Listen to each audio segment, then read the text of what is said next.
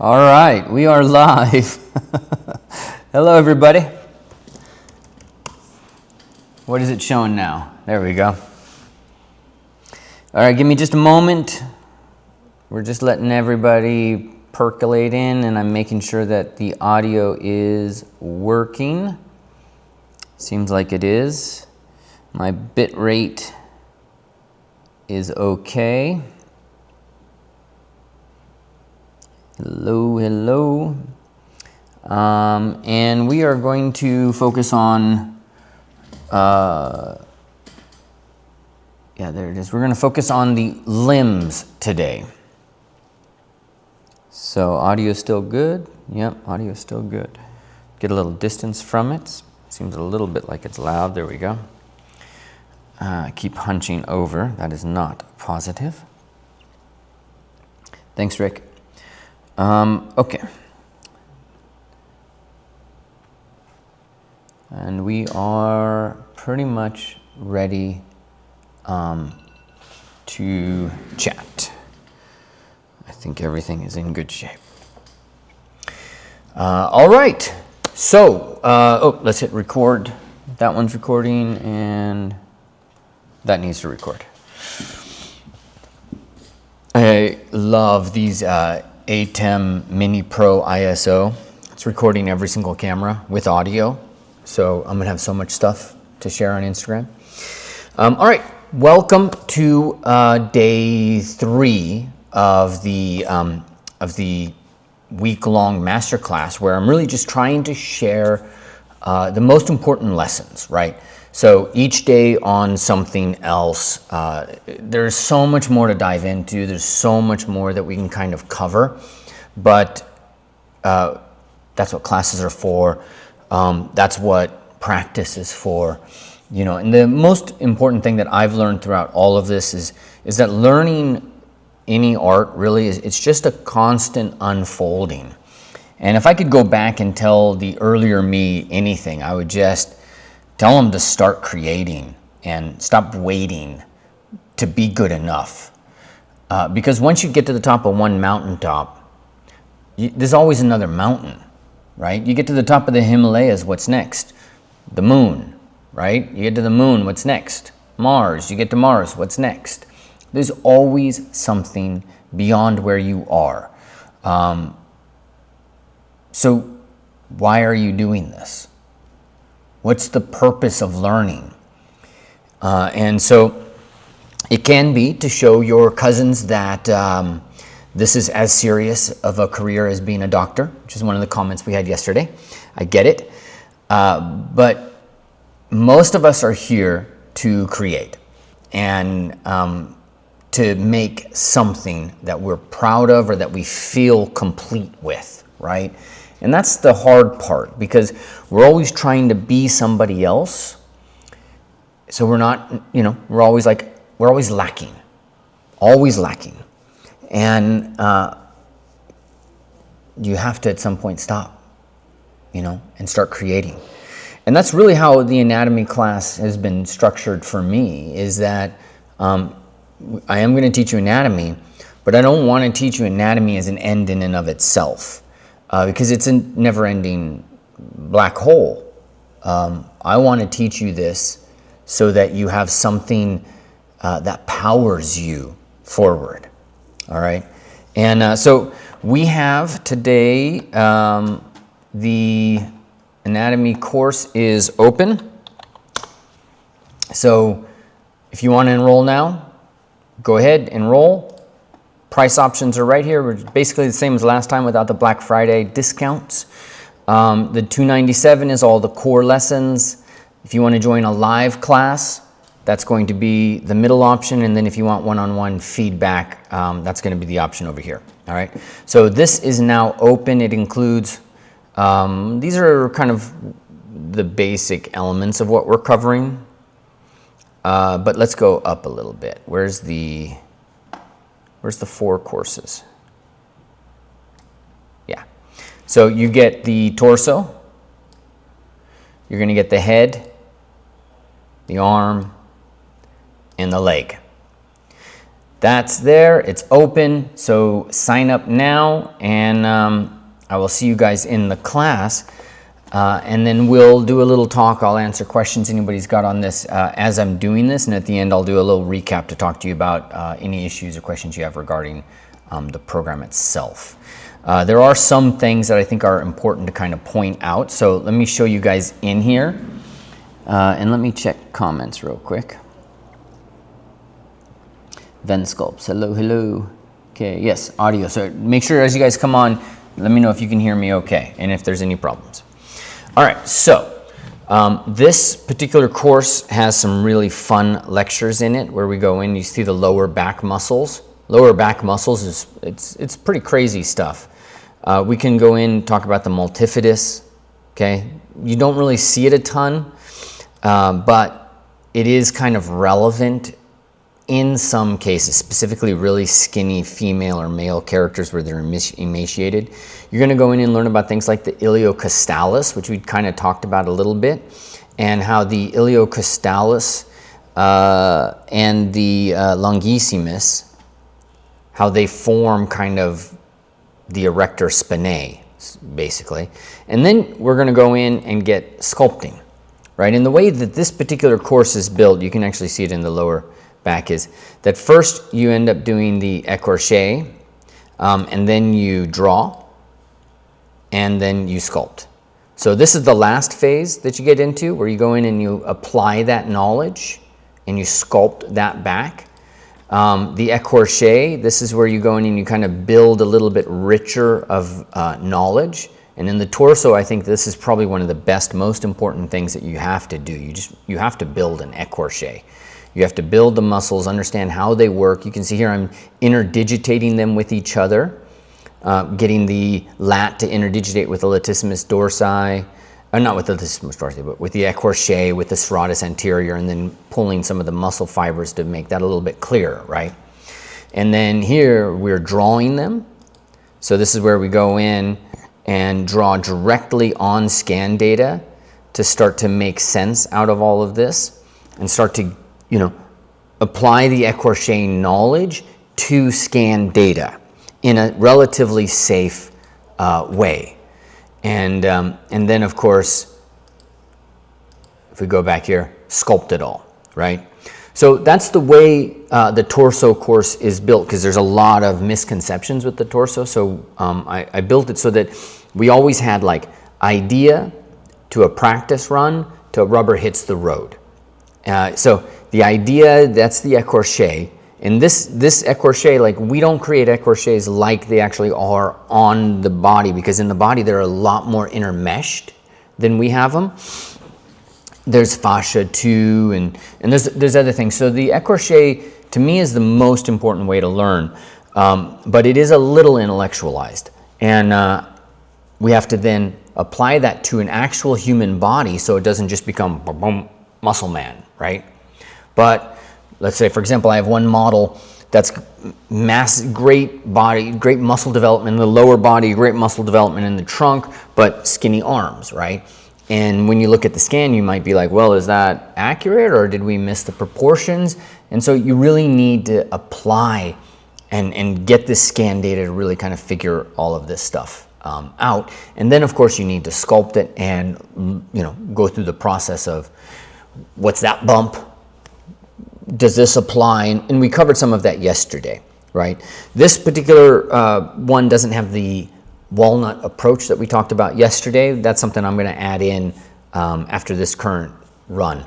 And I'm excited to kind of rethink these as we go. But the other things for us to review, there's arm lectures, right? So, and we're going to look at this primarily today is what we're going to look at. We're going to talk bony, in the course, bony landmarks. In the course, you see me draw over scan data and start to build the musculature, something we're actually probably going to do today as well. And then go in and start to sculpt it.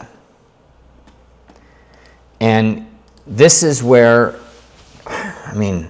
who here has got problems sculpting forearms? Let's go ahead and look at this. Who's got problems sculpting forearms? It's pretty tough stuff, right? So this should set you straight, and hopefully we're going to cover it all today.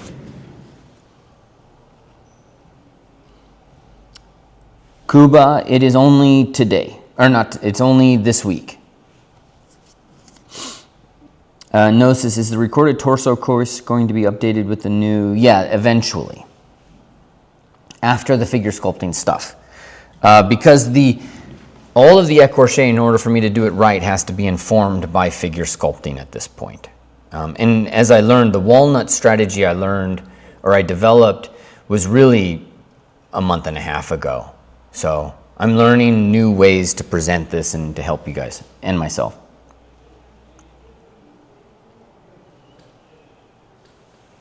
Awesome, awesome. All right, so then we also do an elbow flexion where you sculpt the biceps curl, you sculpt the reverse bicep curl, all that stuff. And then in the legs, this is actually one of the, like I evolved a lot in my teaching when we came in and did the legs. It's pretty cool. So I'm looking forward to kind of sharing with you guys how I do this, because, you know, this, where we're working on these planes,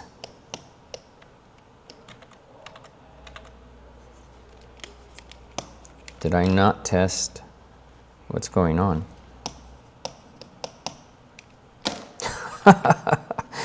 Okay.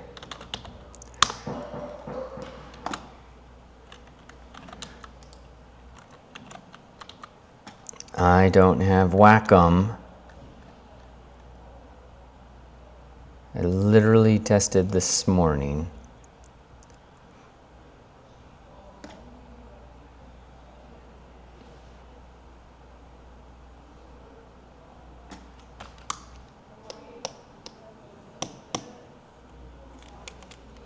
How do I not have Wacom control?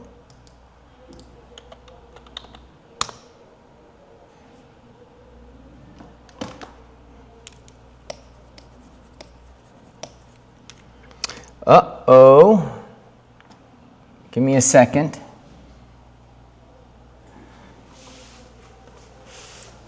I'm not quite sure why we are completely out on that. Or this.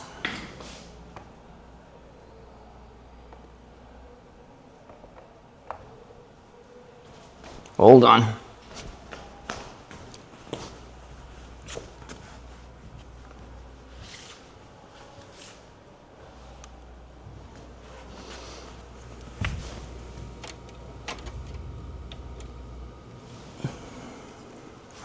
Okay, let me know if you can hear me in the chat.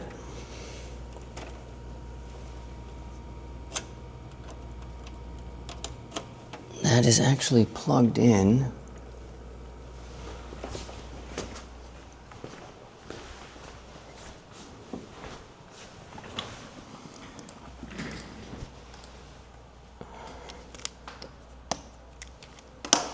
Okay, let's try this. What is going on?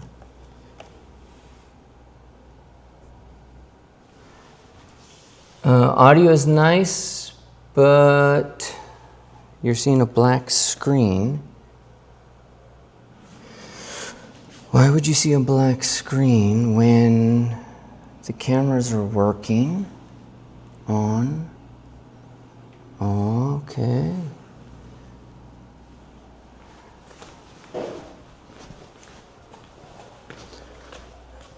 This camera's working. And okay, so you're going into this. This is going in correctly. This is coming out.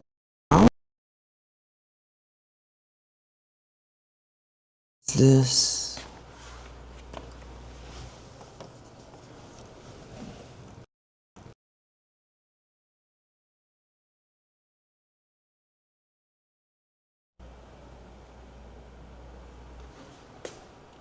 How is that working?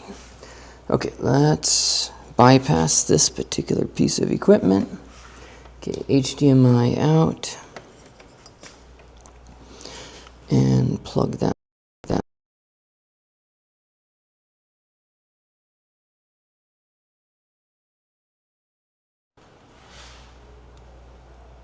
No, the ATM fails me.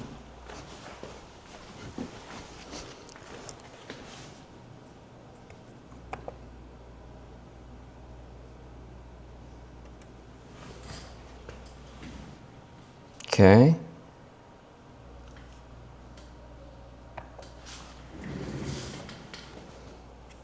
All right, I got screen again. Do I have audio? Yeah, I have audio.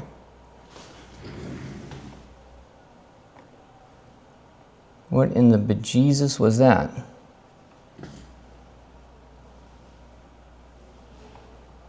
Okay, now I still have no sensitivity from this.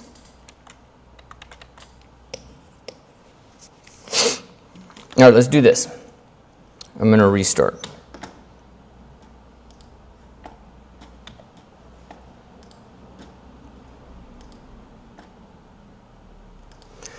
Good thing I'm streaming on a different server, right? Or a different computer. Okay. All right, so how do I...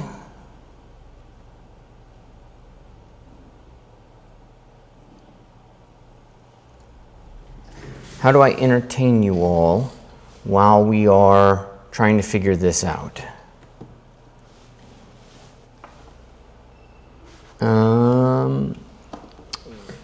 This might restart quickly, but we probably need to talk about the écorché.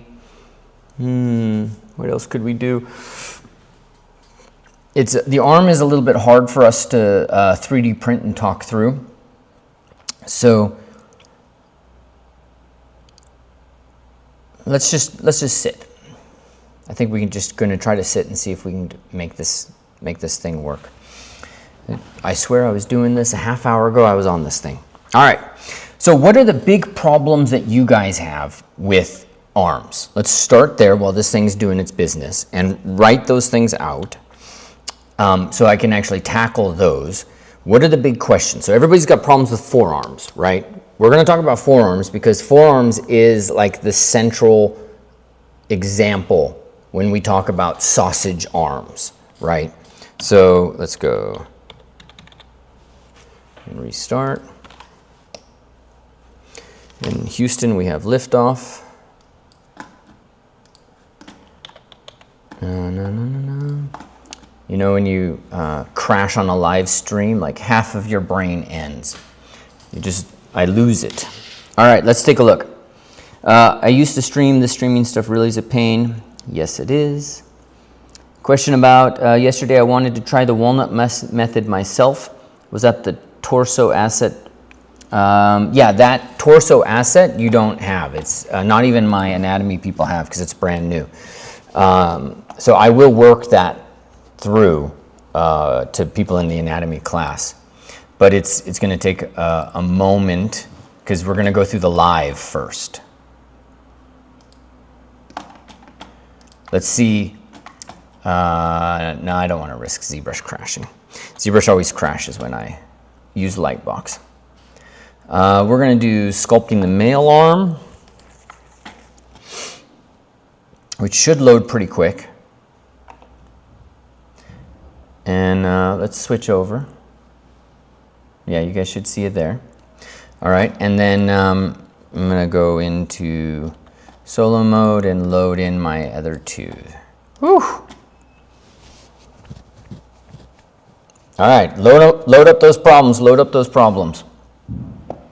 Give me some specific examples of things that cause you pain so that we can start to document those. Okay, I'm going to check the comments right now. Inside the forearms and the connection to the elbow I find tricky. Right. The arm in motion is tough because of the twisting bones and where the forearm connects to the hand. Yes. Inner side of arm muscle mass being very different for every person. Yes and no, I'll show you.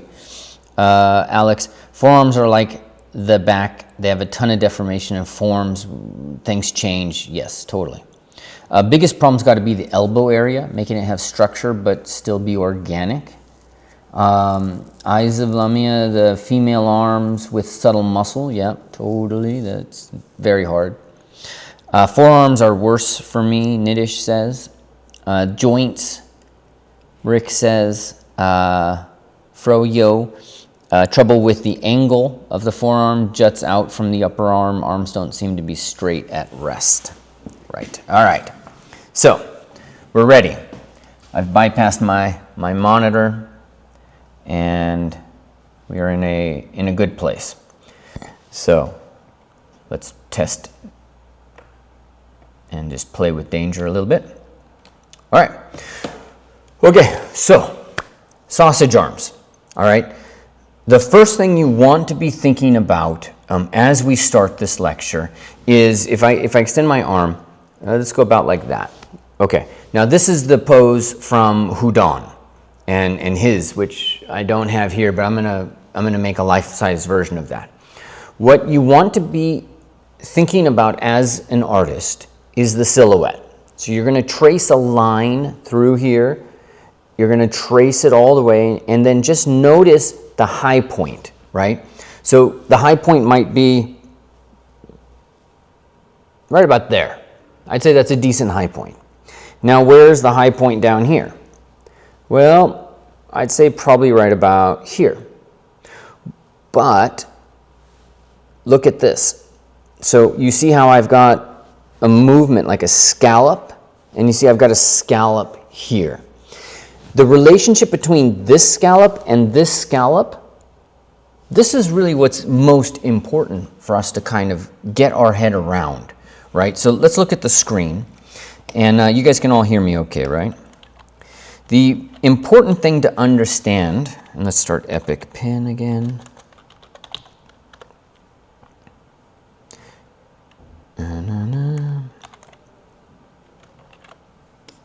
Yeah. An example of a sausage arm would be something like this.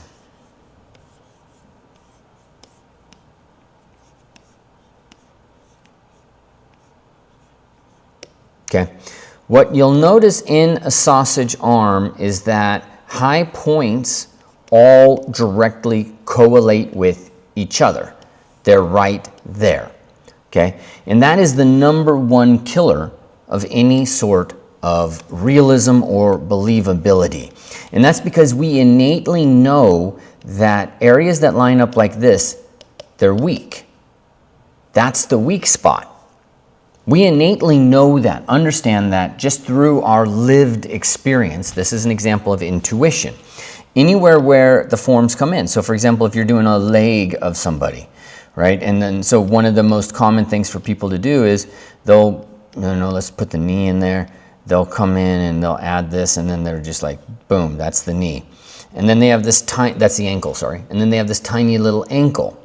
And if you got that tiny little ankle, we all know that's where it's going to crack. That's where it's going to break, right? So you have to learn how to segment, how to kind of change and say this side drops down, this side drops up, and then you have a form like that. Everything is at angles, dynamic opposition. So we talked about this in the first day. Everything is at a slight, even if it's just a tiny tilt, it doesn't have to be a lot. If you've got them straight on, death of your figure. If you've got them slightly angled, that's life. Life is convexity, and it's also opposition. It's dynamic, diagonals. It's something that's just a little bit tilted, right? So if we look from just a 2D perspective on this, if you're going to draw an arm, you would come in and say, all right, maybe we have the deltoid, and I'll just use my formation for the arm, which is basically a square. And then so we might lift the ridge muscles here, so those get lifted, and then we'll drop the flexors. And then once you've got that done, then things can drop into your rectangle of the wrist, and you can do business from there. But now, even though these look like they're close, that much of a change makes a big difference. Not only that, let's get rid of this real quick. But you see the high point here and the high point there, that's also angled. So angles become, significantly important. Diagonals, or what Ludwig von Bertalanffy talked about in systems theory, is dynamic opposition. And so dynamic opposition is the organizing principle of the human body. All muscle groups are in opposition to another muscle group. And I mean all muscles. The heart's a muscle. I don't mean that. I mean the kinematic, the kinesthetic, the muscles, the mechanical muscles that relate to our movement and whatnot. If you're moving a limb, you're going to have a muscle here that's moving it up, but a muscle on the back that's relaxed. Then if I want to pull, let's say, if I want to pull this down, so I've got my hand resting on something. If I'm pulling this down, there's a muscle in the back that's trying to pull down this way, okay? So everything is in dynamic opposition. There's always opposition, but dynamically. So they're positioned slightly different from each other. That's it. I mean, that's the whole lesson. Like, you can go home now. If you really, really, really understand that, like, everything is resolved. But, of course, there's always, it applies this way and it applies that way. Give me 1 sec. I got to turn off this monitor that's driving me nuts. So when we sculpt, always have in your checklist, is anything lined up, right? Especially in the beginning. Is anything lined up? Does anything look weak? Does anything look like it'll snap? And make sure that you're building that checklist. That's really one of the most important number one things, is that you have a checklist that you use as you sculpt. And so now we're going to get into ZBrush here, and I could talk to you guys about the muscles, right? And so with the forearm specifically, we could go in and we could say, talk about, the brachial radialis, okay? The extensor carpi radialis longus, right? And then you could say brevis. That'd be this little guy right there. So we can talk about all of that stuff. You can Google all of that stuff and still not be able to sculpt it, right? You could be a surgeon who does, helps people with carpal tunnel, and all of the arteries, every nerve, everything you're supposed to, not nick, and everything you are supposed to nick, and you still won't be able to sculpt an arm. Why? What's the difference between somebody who knows where the muscles are and somebody who can sculpt them? Any thoughts? We'll give you the studio cam. There's our studio cam, folks, ladies and gentlemen, as we wait for the answers to tick in. How can somebody know all the muscles and still not be able to sculpt it? Do do do do do do do do do do do do. Now, of course, I've got a delay here, so I'm waiting for this moment for somebody to come up with this answer. Knowing kinesiology? Nope, you can be a massage therapist and still not be able to do it. They don't know the volume, no visual info, close. be able to see the form, the planes and flow, lack of doing, they just not, let's do it. Put on the Nikes, let's go. Let's go. Slash, nope. All right, memorizing names isn't the same. So it's real simple. Let me make sure I'm on the right camera. You can know all the muscles. You can have a sense of volumes too, sort of. But if you don't understand structure from an artistic perspective, you're not going to be able to sculpt. Right? Remember yesterday we looked at the torso and we did the volumes, we did the planes, and then the next thing we did was the structure. What did we do when we did the structure? We looked at the rib mass and we said, hey, the rib mass is not just the ribs, right? This is why volume's not enough, because you can have a sense of volume, right? Okay, so this is oval, this is rectangular, this is a box, and then you got a sphere for the deltoid. Like, you can have that and still not be able to kind of resolve it into realism because you don't have the organizing structure to do that. So if we look at the rib cage and we say, all right, in the rib cage, there's the pectoral mass, which is actually a box and a wedge. There's the intercostal mass, the ab mass, the external oblique mass, right? And then remember, there's more in the back. So there's the lat, serratus, but really that was just intercostal coming up. The serratus are like little, I mean, if all the muscles are icing, but this is icing on icing in terms of the cake, right? So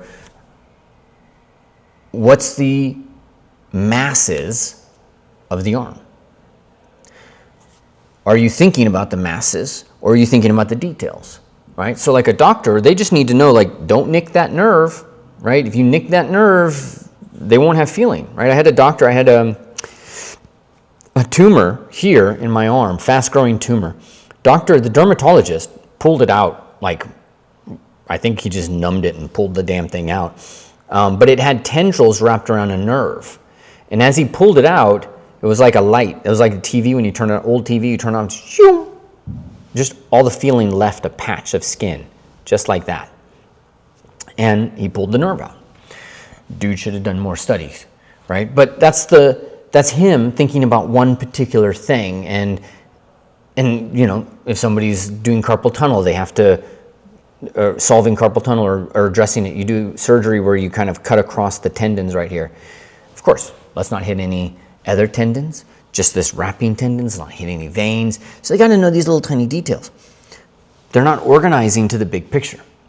So what are the masses of the forearm? Let's see if anybody has answered that.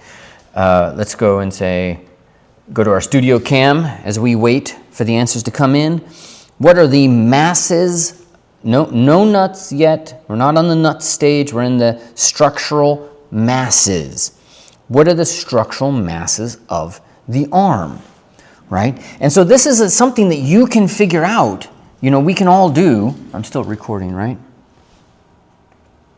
There we go. I think I stopped recording that, so I'll start recording. What are the structural masses?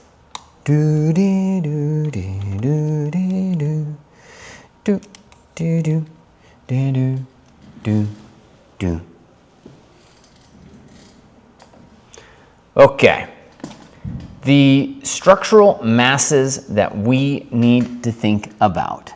Cylinder, and cube, these are great, but those are volumes. So let's be clear here. Structural masses. Remember, rib cage, structural mass of the intercostal, abs, external obliques. These are separate structural masses. Those aren't forms, although you could say it. You could say it is, let's just say bicep, but you could say it's the cube of the bicep. If we wanted to be like real George Bridgman, right? Could be cylinder of tricep. So the structural mass will often be just the muscle, just like we're talking about right here, okay? And then I like to say shield of the deltoid. And this does something really important. It kind of humanizes the muscle and instantly puts a volume in, right? So we're going to talk about the volume overall, but then the volume of one muscle, now we have a way to kind of think about it. And if there's a cube, it's not a cube, it's a box, it's a rectangle. Rectangle of a bicep. What is a defining part of a rectangle? Well, a defining part of the rectangle, of any rectangle, is front, side, back, right? So that means the bicep is going to have a front plane and a side plane. So within my internal definition is my set of instructions for what to do. This is why when I sculpt, I can make an arm real quick, and I'll demo it for you guys today. I can make arms really quick that look believable, and it's because I have, as we talked about, I think yesterday, or maybe the day before, mastery is about efficiency. So I have codified my instructions into the smallest unit of knowledge necessary to produce it. You know, you ever find yourself sculpting and you're like, it's 1,000 undo history strokes, and you're like, finally, I got a fingernail. Whew. That was the hardest damn fingernail ever, right? And so we need to codify our instructions in a way that in like 7 steps, you have something. If you do that, that's where you start to get into mastery. Because as I tell people, mastery is not magic, it's process. You know, there's that saying, 10,000 hours. Like, was it Goldman, Malcolm Gladwell? I forget. 10,000 hours. That 10,000 hours was based on a particular study at a particular time, and it's now just a catch-all. I have to do my 10,000 hours. Anybody who's an expert, you're going to spend more than 10,000 hours. But the question is can you acquire the skill faster? Do you need 10,000 hours? And of course, you can acquire it faster. It's how you learn. And that's one of the reasons why I spend so much time on my process of teaching, is because if I have good habits in my teaching, you'll learn good habits in your sculpting, and you will be better faster than I was or other people are who are not following that. Because magic is not mastery, it's process. Masters do things efficiently, and you just learn how they do them, and you will be there much, much, much faster, right? So let's go in back into ZBrush. And so now, we've got the rectangle, the cylinder, the shield of the deltoid, right? What do we have in the forearm? We could have the cylinder of the ridge muscles,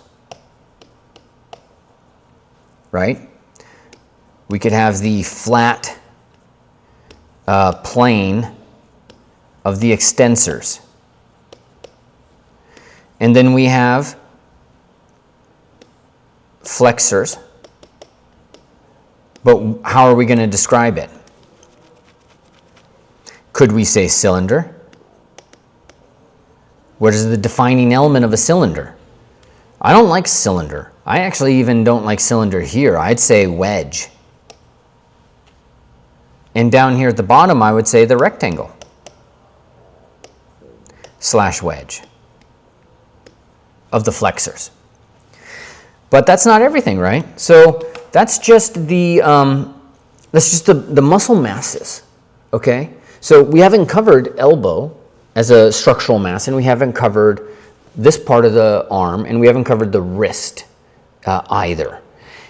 So all of these are structural masses, and you want to have a word along with the actual description itself. So this would be, you know, the rectangle of the bony mass, right? And then in the wrist, we might say, turn that into a box, right? Or we might turn it into a wedge because we're describing how it overlaps the hand a little bit, and we're exaggerating the carpal bones moving this way.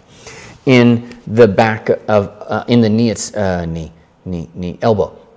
In the elbow, you can see, okay, maybe there's a cylinder that'll describe what's known as the malleolus, the medial epicondyle of the femur. Femur, humerus. Medial epicondyle of the humerus. Lateral epicondyle of the humerus. Lateral meaning outside, medial meaning inside. Okay, so two totally different sides. We could do it as a cylinder, you could do it as a box. You could actually just experiment and try to figure out a way that works.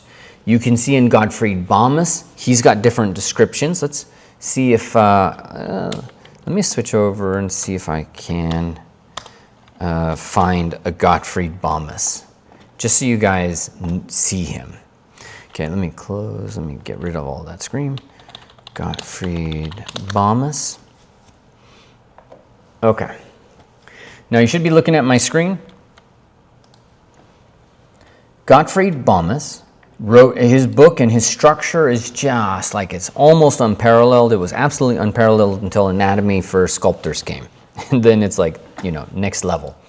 And they really, Oldest really just drew, he grew all of this kind of knowledge, you know, that we'd largely been lost.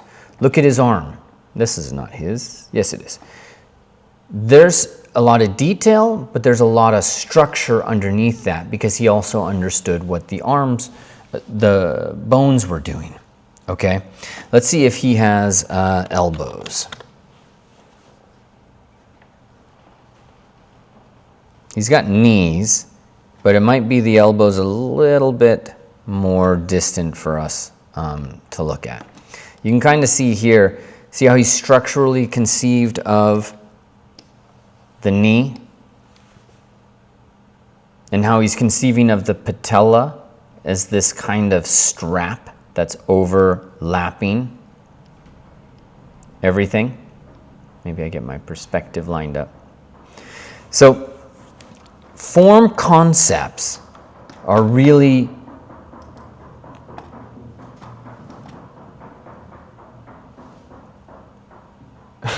I got some crazy sounds coming in here. Form concepts are really important, all right? So we can talk about all of the muscles that we have here, but I'm gonna leave you guys, because the écorché is it's a time-intensive kind of thing to do, to make an écorché. And we don't wanna cover that today. That's in the class. When you guys register, we've got a whole thing where we go in and we build them. It's easy once you focus on it.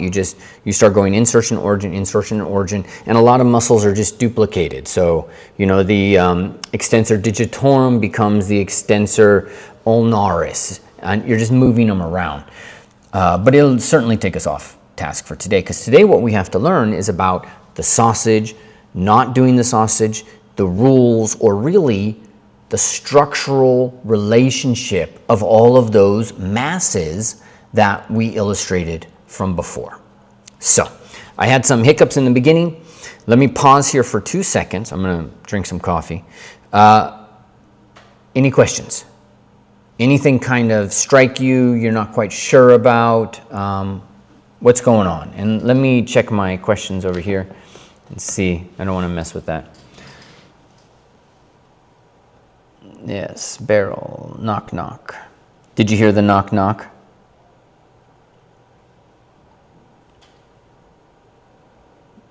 And yes, all right. Now, of course, you guys have a delay from when I see this, so you're going to be typing in your questions and whatnot as I kind of continue. But if you've got questions, shout them out, let me know, and we'll go from there. All clear. Let me see if I can activate my light.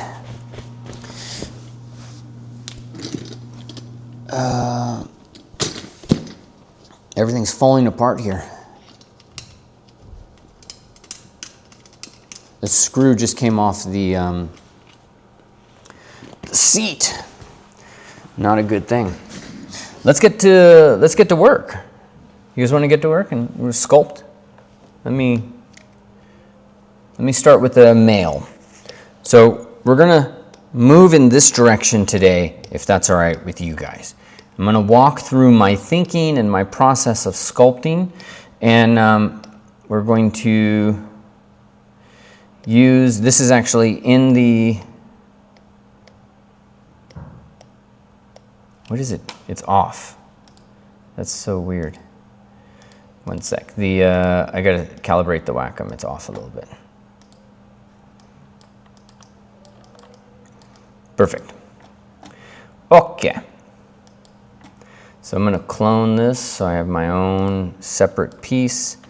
And then let's go File. I'm gonna do Undo History, and I'm gonna save this as day 3. Okay. All right, any questions I see? No, all clear, let's go. Thank you guys, by the way, for being here. I know it's a lot to show up for these things in today's world. Okay. Yeah. Yeah. Looking good, looking sharp. Okay, now how am I going to start this? I'm actually going to start this with Z-spheres.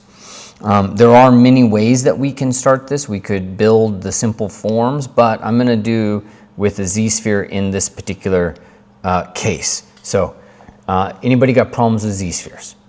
I'm not going to explain them.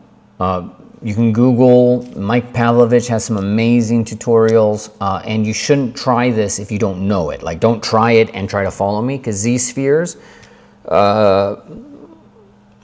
that's some stuff. You need an hour.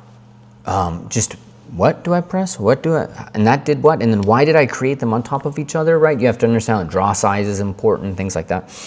So I'm not going to explain it, but I'm going to use them here, partly because they're going to create like one of the worst meshes possible for the hand, for the arm, but they're actually going to do hands really, really, really well. Okay, fantastic for hands. So symmetry is on, but my symmetry is in the wrong axes. So let's rotate this guy.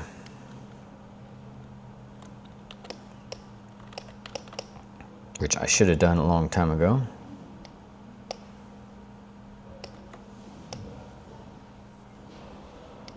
Come on, why does it keep doing that? Scale.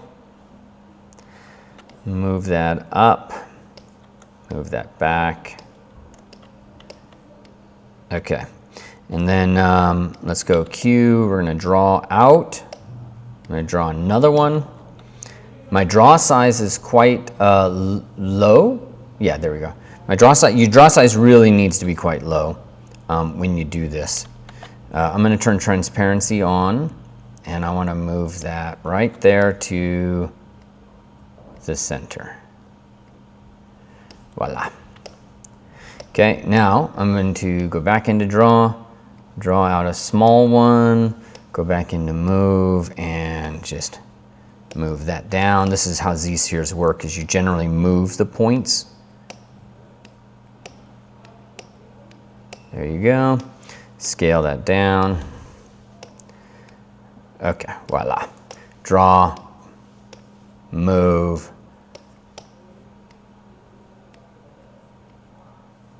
Okay, and let's go a little bit right there. There you go. All right, now here's where the great stuff is. Let's go draw. And I don't need to see the Z-spheres to do this, because this is a little bit more of an intellectual exercise. 1, 2, 3, 4. And then Alt-click. Whoops, sorry. Draw, was it Shift, Control-click? What's it doing? Oh, wow, I didn't know it did that. There you go, Shift click. So draw it out, press Shift. That's how long it's been. Okay, then we go into move. Bum, bum, bum, bum, bum, bum. Turn solo mode off, and move them to the finger points. Don't worry, we're not done yet by any stretch. obviously.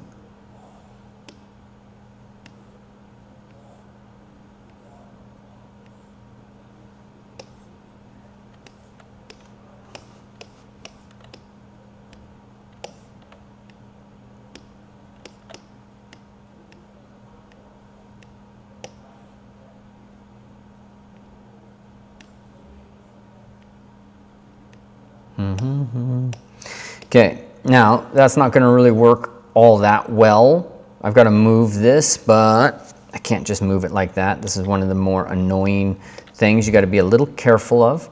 So we can move these if we want. You can, yeah, let's move these. There's various ways to address my failure. Careful though, see how I've got this little piece moved in there now? So better, I'm going to undo.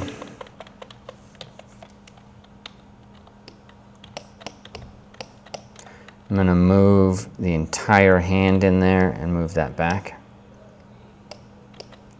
That's going to make my life a little easier. And let's move this back a little bit like that. There you go. Then I can move this.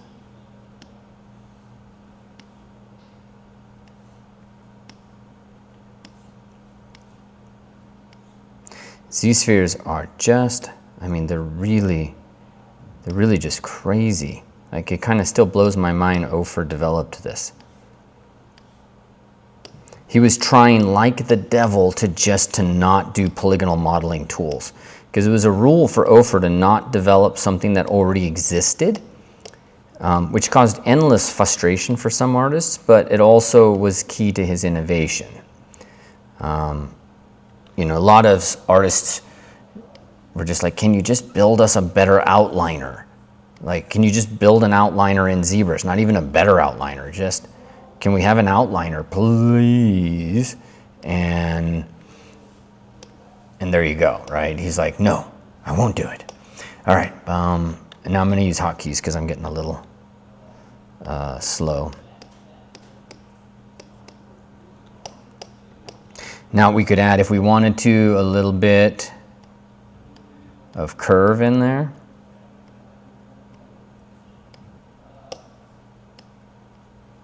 Like that, right? Okay.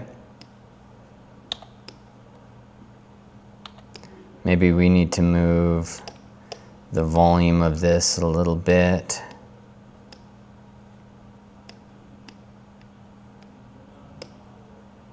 Pinkies are crazy, guys.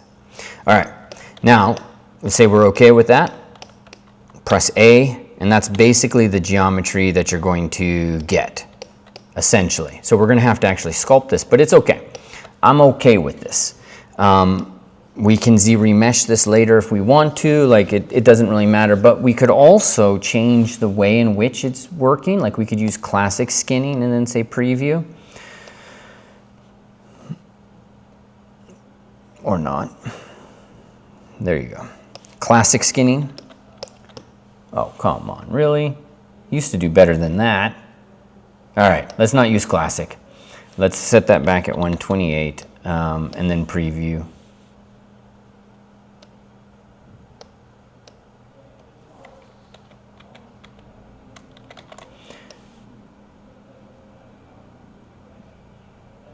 What's going on with my density?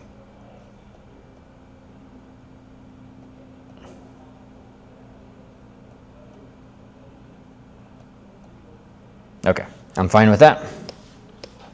And then once you're there, you say make adaptive. We come in and we're going to append that skin. Hide that. Come on. And now we have our hand. I'm going to actually, let's see, do I have symmetry on? Yeah, let's turn symmetry off. And I'm going to just quickly trim 1/2 of that, because we're only really working with 1/2.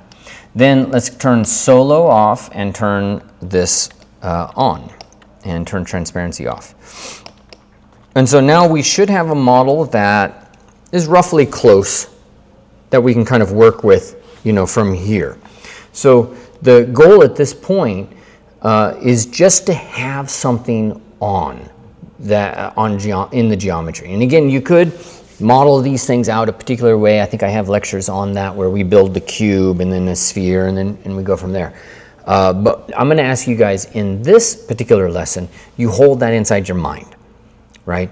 So yesterday we talked how as you develop more strength, you're sculpting less specifically and you're holding that more inside your mind's eye, and it's guiding you, but from inside. In the beginning, it has to guide you from the outside. You have to actually sculpt it and then go from there. Now you're going to actually be thinking it. It's moving from actually here to it's now part of your thinking process, which is a verbal process for most of us, and letting it guide you as you work. Okay, so step number one is going to be to create a relatively decent rib mass. So I'm going to go through rib mass, and then I will probably go all the way down to the hand, and I'm going to establish the hand mass, right? And so that's a very important strategy or theme. It's common amongst most of the teaching that I do, which is you need to really establish endpoints, and then you can go in and establish the stuff in between. But if I was to just sculpt a bicep and a forearm and my hand was all janky, it's like it's going to lead me astray, and it's going to be dangerous, right? If I just sculpt these guys now and I don't do the rib cage, then I might get the size wrong. Again, it starts to lead me astray. And so you want to start by sculpting what's not, or sculpting the negative space, however you want to think about it. Another example of this is when you sculpt the eye. If the first thing you do is you sculpt the eye, you're going to sculpt the eyelids. There's no way around it. If in your thinking process, you're like, I'm sculpting the eye today, you'll sculpt the eyelids and nothing is right around them. That's the wrong way. Your thinking is wrong. Your thinking needs to be updated and more strategic. So you don't sculpt the eye, you sculpt the area around the eye. You set the stage. You sculpt the cavity. You sculpt the infraorbital. You try to suggest the supraorbital. You get the brow, you get the glabella as it comes down into the corner right in there, okay? You get the fat pad, underneath it. You get that external angular process of the frontal bone. This kind of like, you see how it's catching the light right there? It's a little highlight, should be a highlight. And you're catching all of these bony structures. Careful. You do those first. And then before you do the eyelids, you do a sphere for the eyeball. And then the eyelids, the thing that most people start with, those become the last that a professional does. And that's the difference. It's not that the amateur isn't doing it, necessarily right. In some cases, it's just that they're not doing it in the right order. You still sculpt the eyelid. It's just they put the eyelid on nothing, so it looks like it's an Egyptian hieroglyph. Okay, enough talky talk. Any questions? Let's see.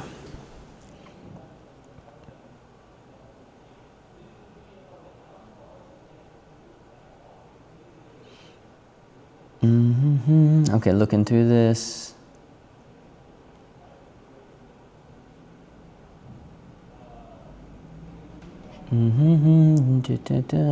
Make magic. All right. Okay, good. All right. So,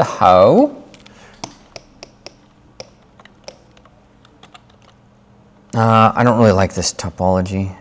Well, I'm going to work with this, guys. So, I'm going to start by sculpting what? I'm sculpting a shape. I'm not even thinking about anything. I'm just like, hey, let's try to get a shape.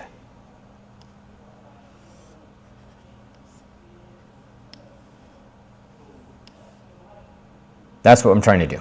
Later on, I'm going to kind of see like, oh, did I screw up? But no, I mean, that in and of itself, thinking about it like that actually helped. So let's go brush, curve. I'm going to try this. This brush is amazing. See how it does that? It creates these like, come on, flat points.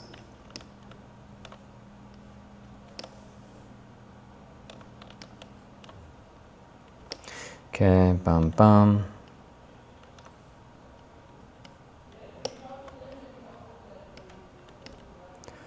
Dun, dun, dun, dun, dun.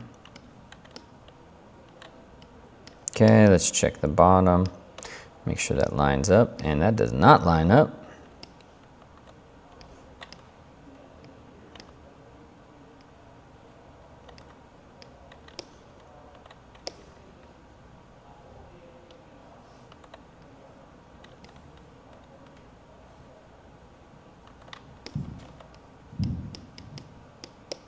Okay, close enough. I think enough said.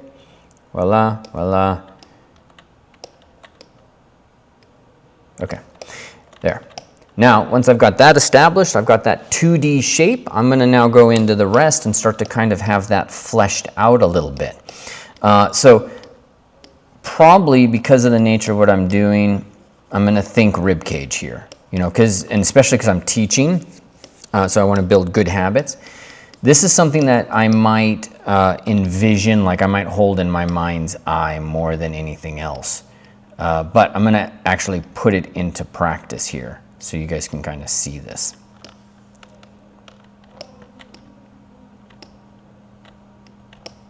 Yeah, I'm gonna build a bit of a rib cage.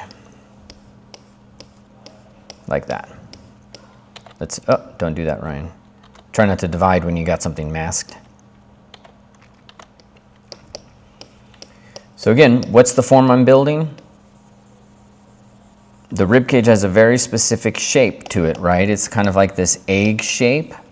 So I'm gonna just build that egg shape. And in my mind, I'm thinking, all right, so there's a plane like this, and then that plane transitions.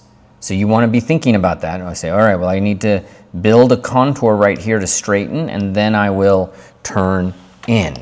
Again, these are the things that we start to, the pros, you hold in your mind's eye. You're like, where's that main contour? And that's something you'll, like once Robert Bodum releases his book, my assumption is contours and main contour lines is gonna be one of the central topics. So highly recommended to check Robert Bodum out, his teaching methodology, which is led to some real amazing sculptors, and his work is awesome in and of itself. Okay, so then let's see, where's this main silhouette? Like, I can go right there. And remember, that's from 8th rib up to where the clavicle breaks. Do you guys remember that? There's no line.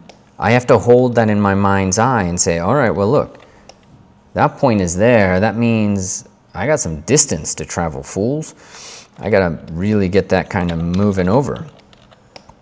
So I'm gonna come in with the clay brush and in fact, let's use this one because it shows nicer to y'all.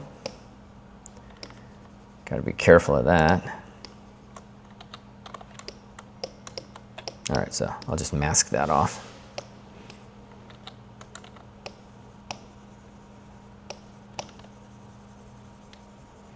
And I'm barely thinking anatomy at this point. More than anything else, I'm thinking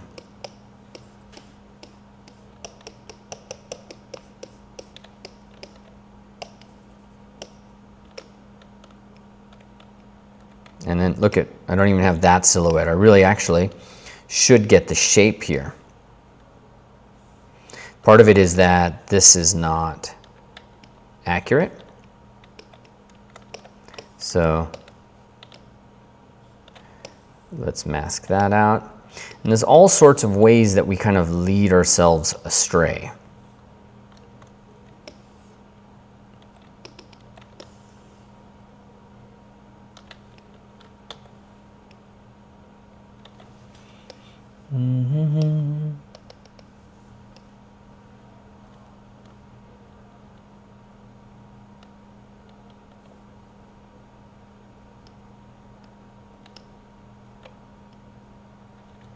There you go.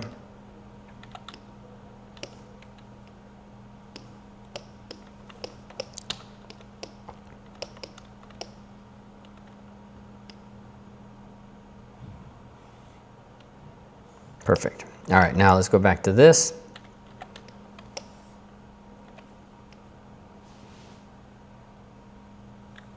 Come on.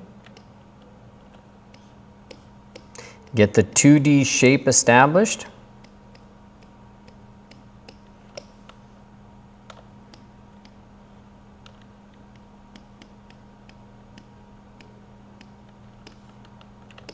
Okay, there you go.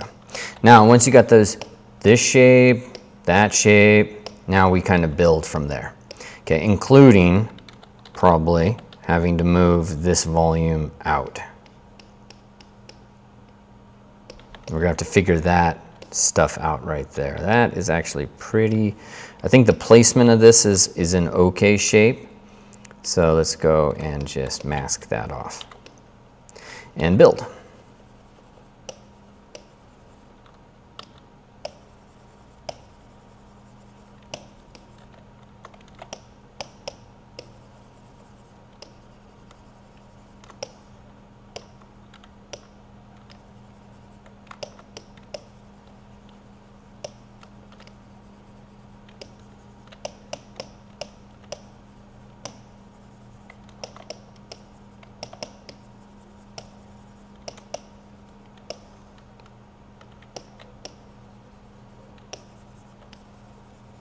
Okay, now I'm gonna just come in and start to establish some of the mass here, but I'm going slow here, guys, because I really want you to start to see the thinking process.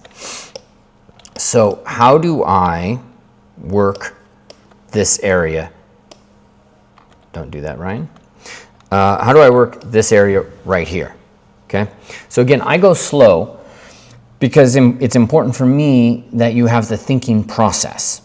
So shapes, I did the 2D shape of the side, I did the 2D shape of the bottom, and then I filled in and went from there. This is our job as sculptors. Silhouette is shape. So when you start to sculpt silhouette or start to look at silhouette, you're really just seeing shape. So Rodin, when he would operate, let me make sure everything's recording, when he would sculpt, put a model up against a window, really big giant window. You put the model up against the window and you put your sculpt, you know, kind of close, and then you can see just strong silhouette changes as you move the model and your model, your model, right? So silhouette is shape. Find the shape. And then from the shape, you build the bridges that become 3D. How do I adjust this area? Well, this is where we start getting strategic. And so we're not going to just use our contours. We're actually going to use anatomy. So I'm going to start by sculpting the clavicle. So I'm going to find it, and I'm going to divide this one more time and say, all right, the clavicle is right below that.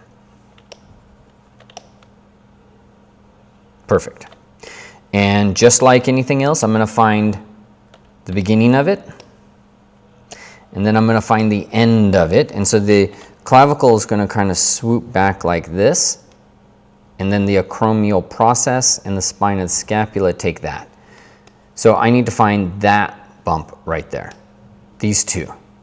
I find those, and then I'll do the space in between. Okay, so let's go right there. That's the space. And then let's just make sure it's lined up. Yeah. Okay, so I got my point. I'm going to just kind of get that little S curve.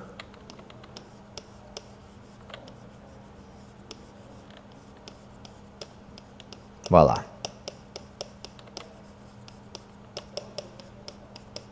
Okay, look at this from this view. Then I just want to get that clavicle straightened. Let's turn AccuCurve off.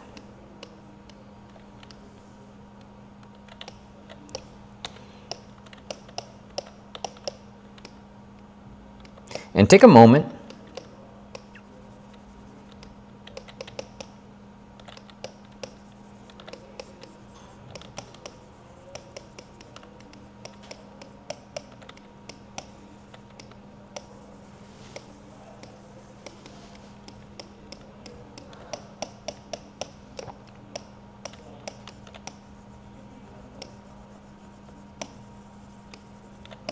me finding a little bit of a form.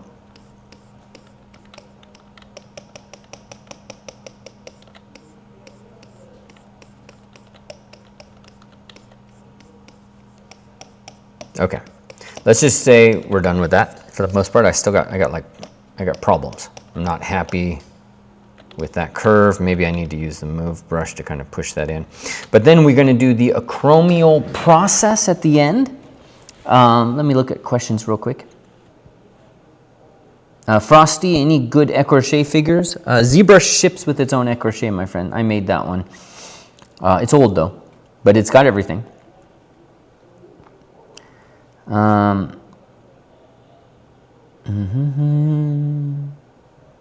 Will you ever make the brushes available? They're all available, my friend. Hit Gumroad, or it's in the free class at kingslien.art too.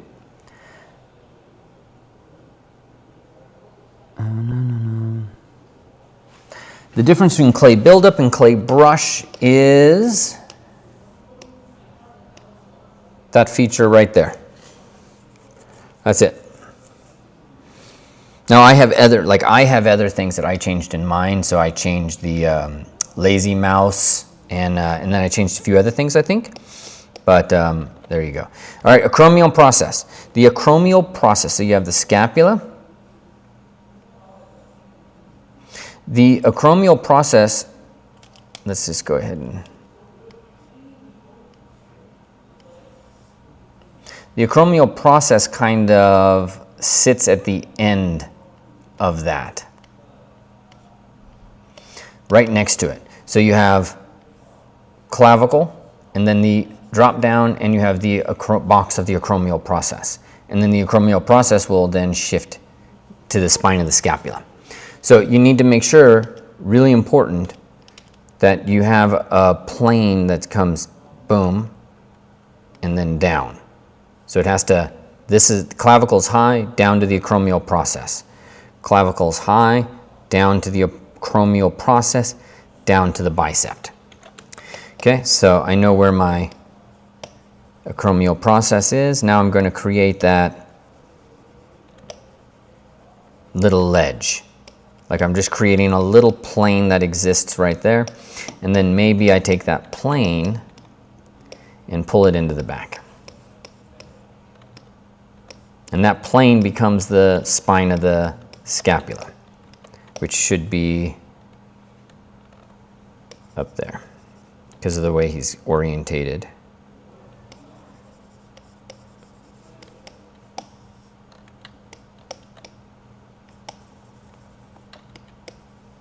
Now I'm going to put a little spot in there and be like, is that far enough? No.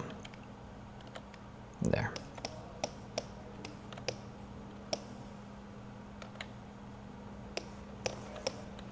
We also do this with landmarks. I've got an Instagram reel on that. The spine of the scapula, that's going to be relatively straight.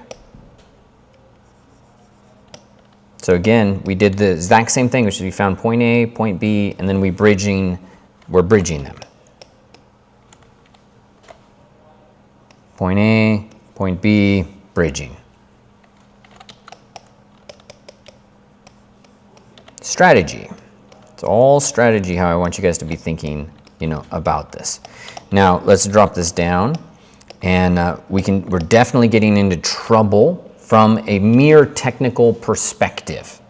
So you see the geometry right there, the opening, that's not going to work. Like we need it to be down here because we want to envision the opening of the arm, but we've got the opening of the arm like way up there.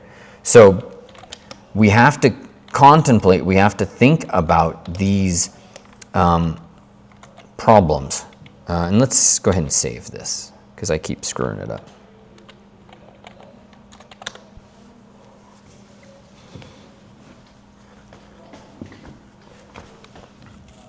So I don't want to accidentally undo something. And my audio is still good. It shouldn't take this long to save.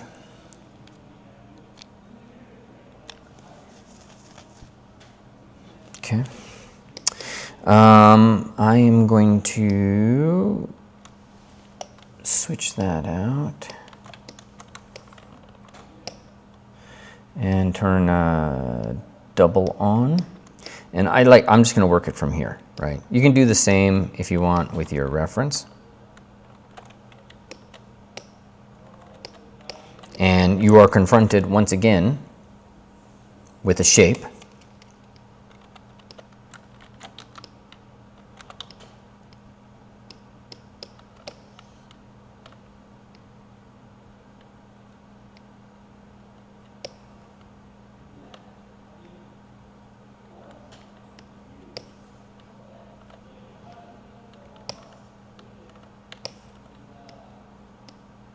Like that, there you go.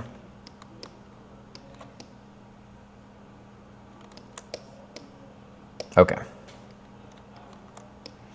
Now, let's just get that adjusted a little bit. Do I have that? Yeah, I do. Okay, good. So that means I can actually come into this individually and just adjust it. So ideally, when we build the maquette and different things, you know, we address these issues. But yesterday I wasn't able to sculpt freeform, so I wanted to kind of get in and do at least a little bit more with the tool set I would normally use to show you guys, you know, how you kind of build this stuff from scratch and all the problems that you encounter along, you know, the way. Okay, now, this is already looking crazy, okay? So, this is intentional. Now, in a lot of the classes, I won't let it get this far. I don't, like, when you're in the beginning stages, this is exactly how you derail, right? But I'm showing you guys this today in the live because in the courses, I have guardrails up much more. You're going down this lane, you actually create an insert mesh to create a cylinder. You're not doing it free form. And that's because you can just get off the rails so quick. And once you're off rails, like getting back, when I screw up and my thinking is wrong, getting myself back on track after 30 years of doing this, it ain't easy. I would prefer to start over. 90% of the time, I'll just start over. Like I'll just go back in my undo history to be like, where did my brain lose it? Or I just sculpt it over again. Most of the lessons that are in the course, I've actually recorded 2-3 times so that the flow happened, because flow is so important, right? And right now I'm battling flow. Frankly, it's difficult. What I would say is I'm in the valley of the suck, right? Yea, though I walk through the valley of the suck, I shall fear no crappy sculpts. I have a video on YouTube that's like, it's got to be 15 years old, maybe 17 years old at this point, talking about the Valley of the Suck. So you can Google it, Ryan and Valley of the Suck. The value of us doing this together here is that you've likely been going through this yourself. And the answer to this is to build more muscle, more capacity, by doing it with proper structure, putting the cylinder in there, right?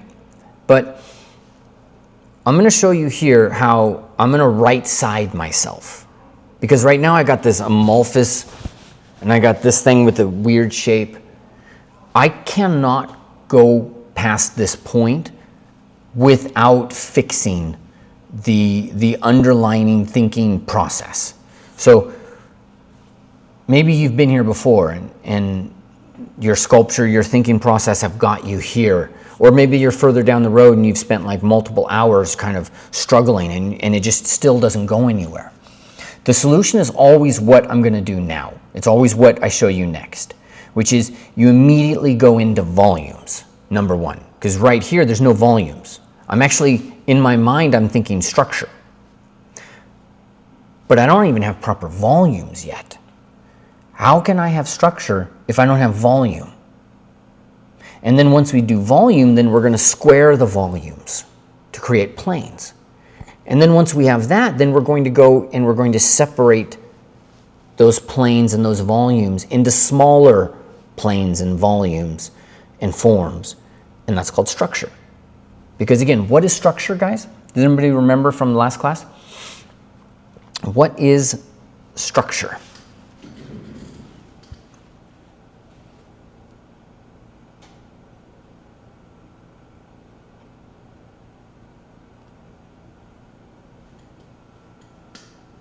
What is structure? Google it. Structure is the relationship between parts. But I need volume. I need parts first. And I cannot operate with this type of topology. Like, this is crazy land.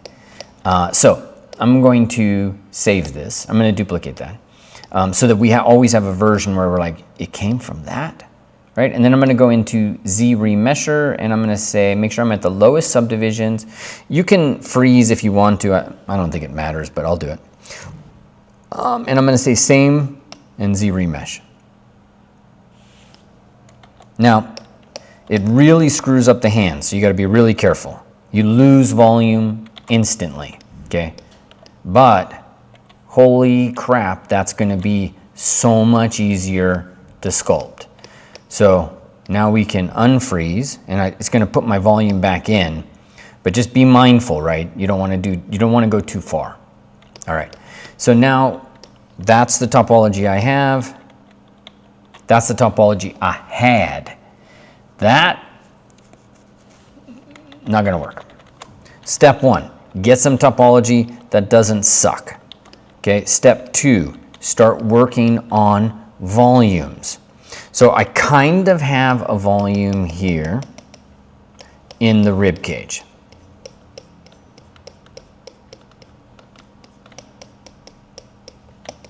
Kind of have a volume here in the rib cage. Kind of. I kind of have a volume here in the back through some of the work that I did.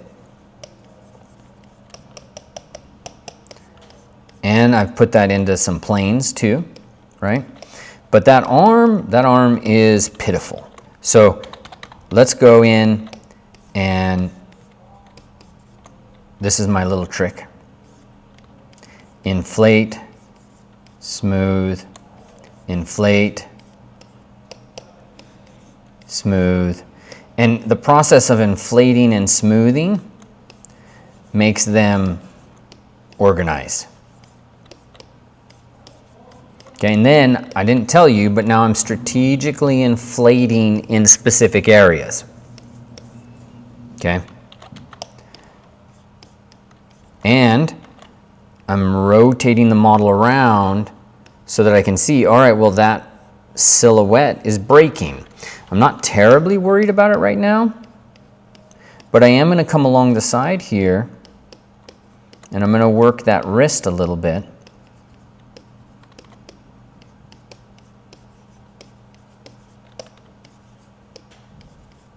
This is a little bit of jerry-rigging I'm doing.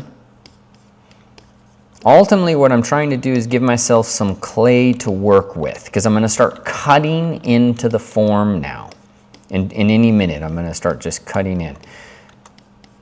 Now I'm going to come in and start to add a little bit of rounded volume for the deltoid. And when I do this, I add round volume here, and then I also try to round and inflate volume there. So that's part of my conception of the deltoid, where I conceive of it as kind of this curved shape. I call it a shield, but you can call it whatever you want. Then we can kind of check our gesture. So you see elbow sticking out, like, yeah, it sticks out, but let's get a little bit of a gestural curve to this.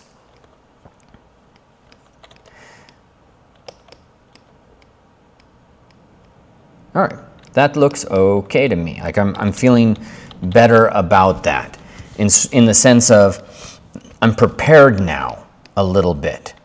So we've got the rib cage. kind of locked in to some extent. We have some of those things kind of, you know, at least we're working it, right? But now I think I really need to do the hand, like I told you I was going to have to do. We can't really move forward with the in-between spaces until we resolve what's going on here, right? Okay. Awesome, you guys got the structure. What do I do with hands?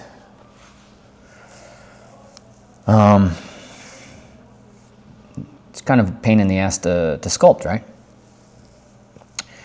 So again, it comes down to your form concepts and your understanding of structure with the relationship between the different parts. I'm not saying I'm going to sculpt this and you'll be like, oh yeah, that's how it's done. There's enough happening in the hand that it's something you must experience multiple times to actually get it into your biology.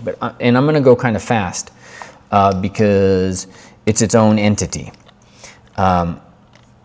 It starts by, in my view, it starts by defining the wrist. And the wrist, in my view, again, is a box. If you conceive of it as a box, you're going to be in beta shape.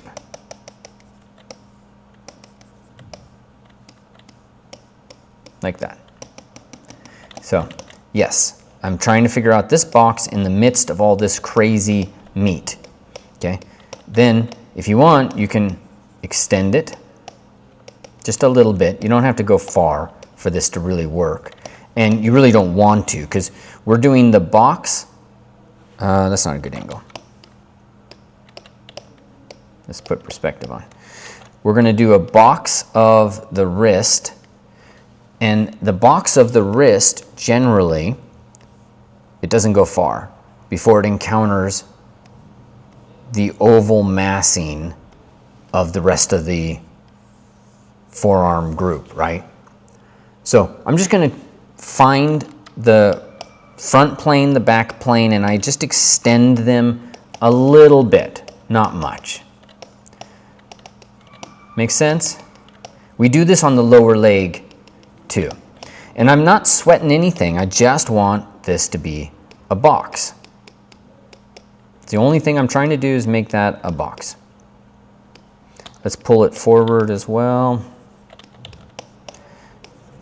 Flatten that out for the hand. Okay, now this looks like something out of a horror movie. So now that I've got the box, I'll do a couple of things. One, is it wide? Wide enough.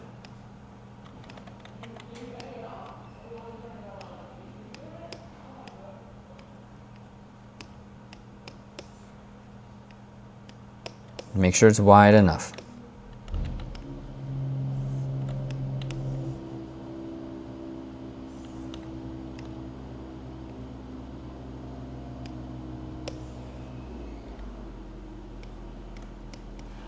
And whatever line I draw, I'm going to keep that line moving.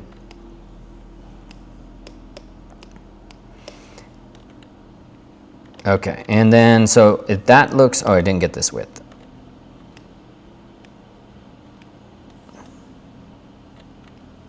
Okay, that's fine.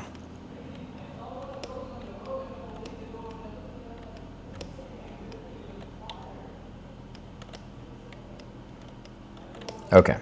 All right, so now we've got that boxed in.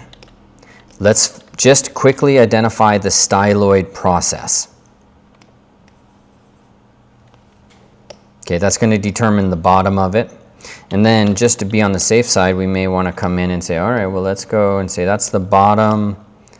Yeah. Okay. And then now we can actually start to adjust the shape. Let's say that goes to about right there. And I'll build that bridge. Okay, then with the arm, or with the hand, I'll build a little wedge right in there a little bit.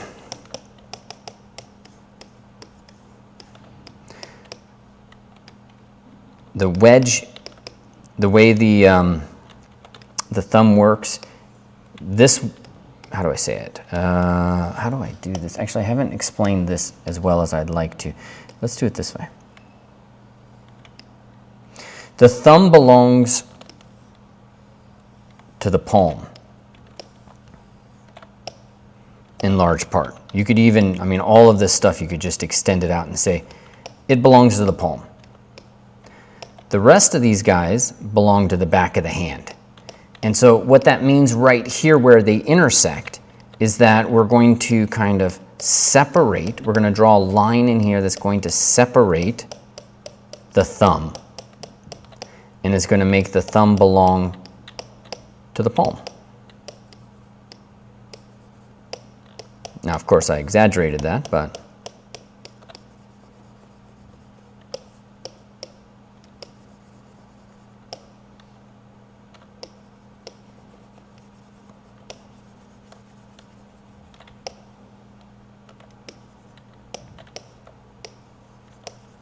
and you're probably looking at this like, Ryan, still sucks, dude.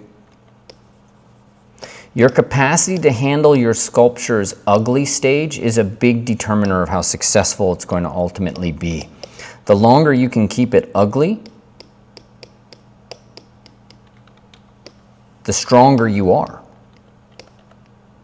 It's actually one of the defining characteristics. It says, all right, well, you know, this thing just came out of thin air. No, it didn't come out of thin air. I knew what I was doing the whole time.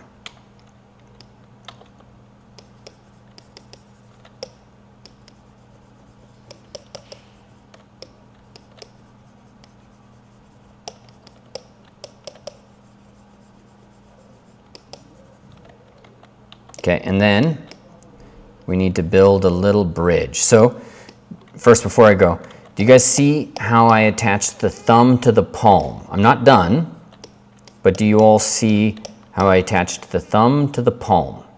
And then now I'm going to come in and I'm going to attach the fingers to the back of the hand. There's actually two muscles right here that do that work. And they fill that space in.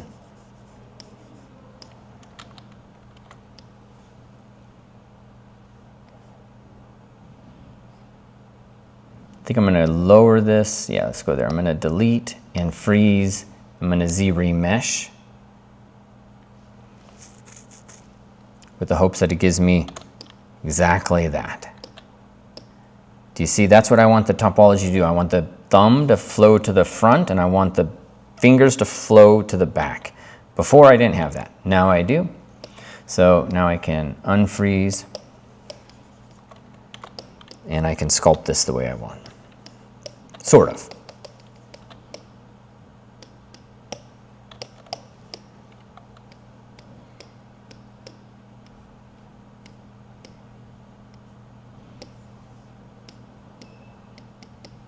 Okay.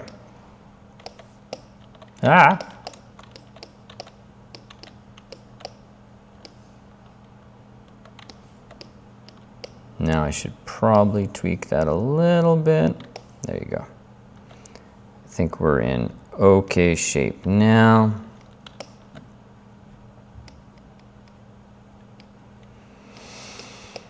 Okay. Let me stop there because I did a lot right there. Like a lot, right? So, how are you feeling? There's more for me to do on this hand. It's like a couple of steps for me to do, 2, maybe 3, but whoa, was that a cognitive load to just kind of start to think about? But ultimately, as you're kind of going through this and you're thinking and you're not, even now as I do it, it's like it scrambles my brain. As you are sculpting, I want you to be thinking, or I want you to be noticing your thinking patterns, right? What are the words? What is your approach? When you have a problem, what's going on in your mind? You know, and try to notice this. I'm not saying it's easy, but I am saying that if you are able to bring a little bit of awareness to your creative process, you'll just get better at it. and you'll be like, yes, okay, this is where I get frustrated. If I pull through this frustration, at the end might be this, or maybe I can try a different strategy. And so I'm always on the hunt for tricks, quote unquote tricks. They're not really tricks. They're just structural concepts. They're concepts that help us. And that's what concepts are supposed to do, right? So we're not supposed to brute force our way through the world. Concepts and our understanding, like knowledge and like all of this levels us up and as a species. So use it in your art. Don't just brute force caveman, dung, dung, boo, boo, you know, banging on the wall trying to make something happen. Michelangelo thought. He studied. He was born in an era in which they were rediscovering knowledge, and we're born in an area where knowledge is free, so we don't value it as much as he valued it. For us, it's like that's a YouTube video, that's content. When you do this, put some attention to it and to your thinking process. Now some tricks. Right? Because this is still kind of crap, the back of that hand. So in the back of the hand there is the carpal bones, and then the metacarpals, and then the phalanges. So I'm going to put a line in that goes like this, that separates the carpals from the metacarpals. And you can kind of see that in this. It's kind of there. It gets obfuscated by a lot, but this really helps set up a change that we need to have. So I'm gonna come in and voila. And then I'll push that pinky plane down and then build this ramp.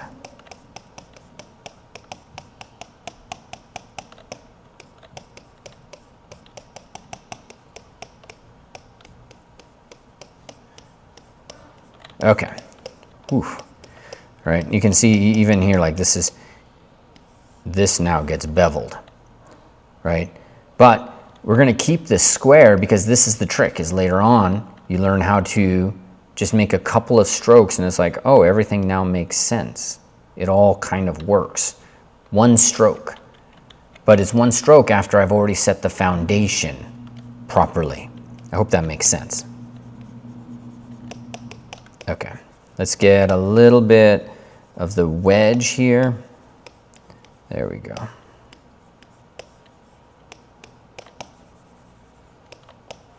And the hand, I'm really proud of the hand lectures in the course.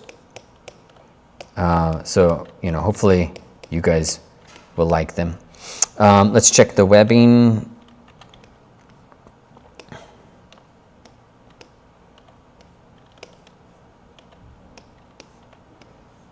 And then, yeah, that's the back.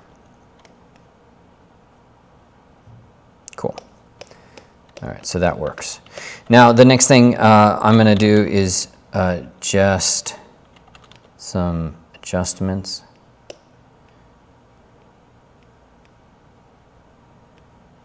Just to keep believability there.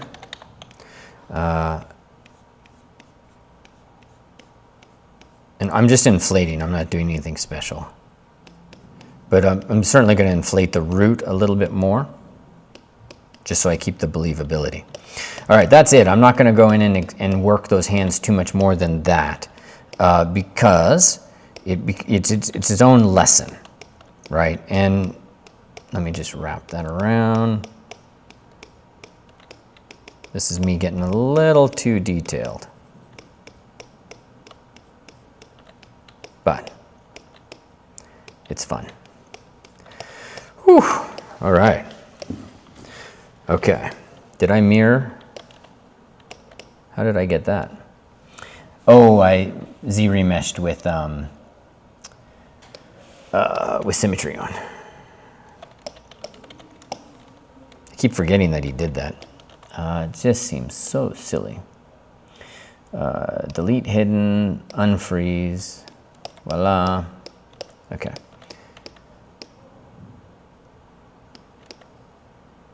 Yeah. Good. Okay, how are we doing? Let me see your notes here. Teaching all these, but there is something else in your mind you're not sharing with us. What's that? I keep it ugly to the very end. I love that, vet sculpts. It's still ugly. I love this structure to work. It is practically impossible to get off the road in this way. I'm immersed, says Jerry. Inspiring, thank you.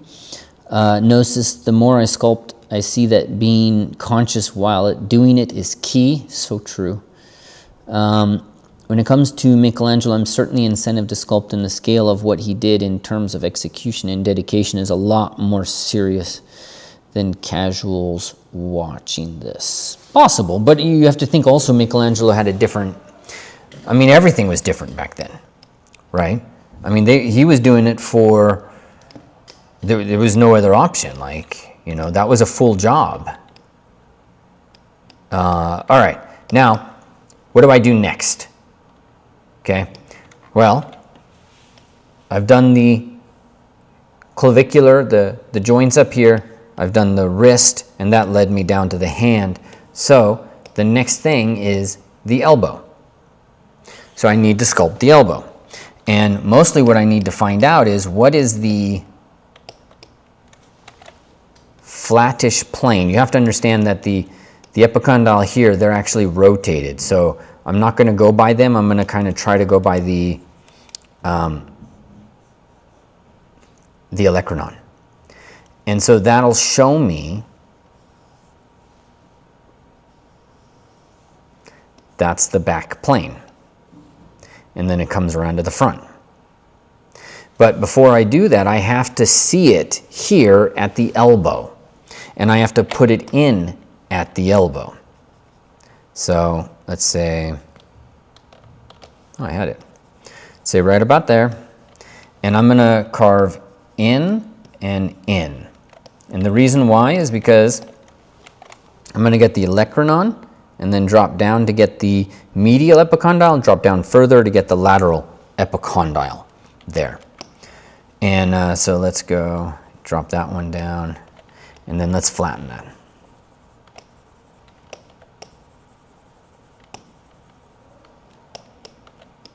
There's a nice little V shape right here that you got to be mindful of. This is, if you follow my tutorials, I talk about repeating. This is also in the knee. There's a V in the knee. There's a V in the elbow. Okay, one more second, right? And you can always go into your source and extrude that, or extract that, sorry. Let's go mask pen. And then it's tucked right up in there. So then let's say extract. We're going to say negative thickness. And accept. It worked out. But when you do this, these guys usually almost invariably come in flipped. So you got to flip them to get them right. And so let's go ahead and turn split mode off. Let's hide the original. And so let's say, you know, these are, let's go into this guy. These are going to be my, oh, there. These are going to be my pieces, my landmarks. Like in traditional sculpting, we use like little toothpicks that will stick inside of a model. And then those define like the space, so to speak. So, you know, you don't have to do what I'm doing here. They define the measurement, sorry. I'm starting to actually lose words as I do this, which is relatively normal. But imagine that, like if you're a traditional guy, you're familiar with the toothpick strategy. That's the toothpick strategy in digital sculpting. We don't need that. But I like to show people that, you know, there are these fascinating ways that we can kind of discover form, right? So I've got my elbow kind of locked in. What do we want to do now?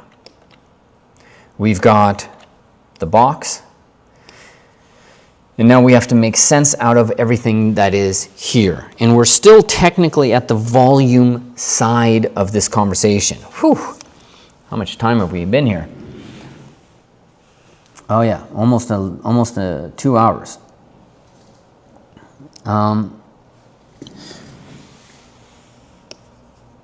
Rectangle, oval, rectangle, oval.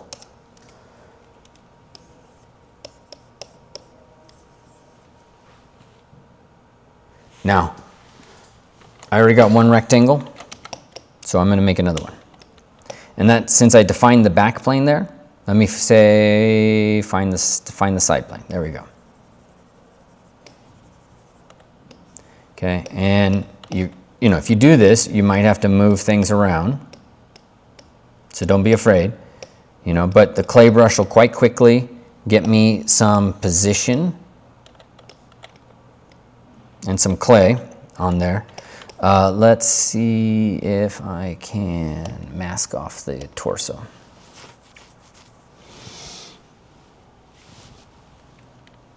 Yeah. In fact, it's not a bad idea to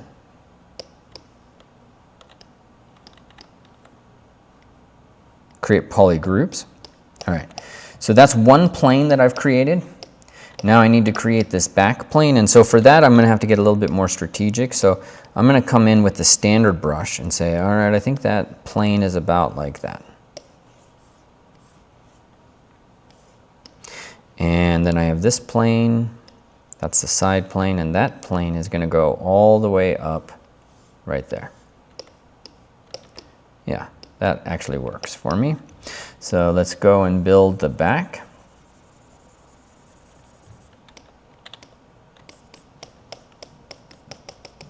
It can be slightly curved, doesn't have to be flat.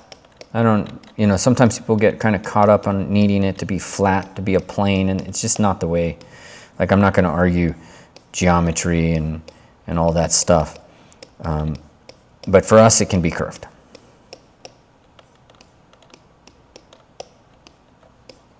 And if you're arguing with me on that, then you've already lost the battle, because the wrong side of your brain is working. Okay. All right, now let's do the front, and we're going to do the same thing. We're going to find just a plane, a contour that kind of works. And I'd say that that's pretty okay.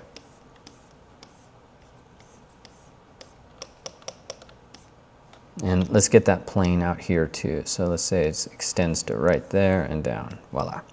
Okay.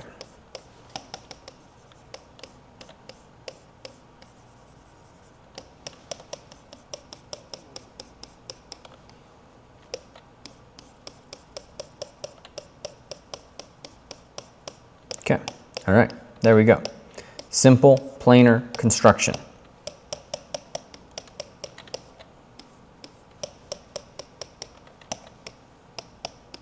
I actually skipped the volume side. Okay, now that happens. You guys see that? Do you believe it? I feel like this line right here, I feel like it's moved a little too far forward. I feel like I want to move it backwards.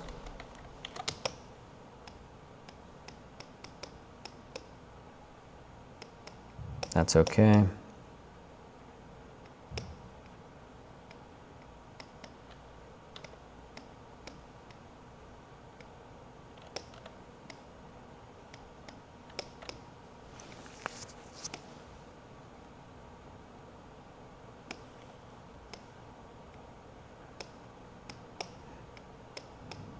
Okay.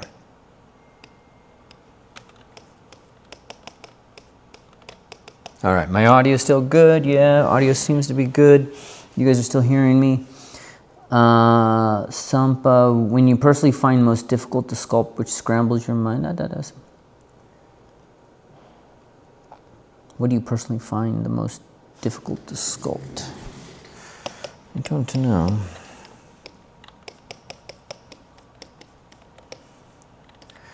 Okay. All right, now we could do the oval volumes here. So, and this is something I go through this process where it's like, let's just go in here. There you go, all right? Little Popeye, a little overkill. You see, we're actually already set up. And in fact, I mean, this is kind of fascinating. We're actually already set up for success. I'm gonna show you guys the simple pieces that we need to actually make this work. So we need to actually divide the sections. So let's go into dam standard, and I need to set the modifier. I need to set that to 0. I'm going to isolate the extensors, the flexors, and the ridge muscles, the brachioradialis. So extensors, ridge, and then the flexors are on the back. Okay. And so I'm going to dam standard like that. There you go. Then the ulna, it comes down to the styloid process. And then we separate the ridge muscles from the flexors. And this is going to point where? So remember, there's a neat little V, neat little V. The ridge muscles are here, and they insert in the side. So that V is going to go, and like if you imagine the wrist, let's call that point A, B, C, and D. We're going to draw a line, a V, straight down to A. And so the flexors are going to cover basically A all the way back.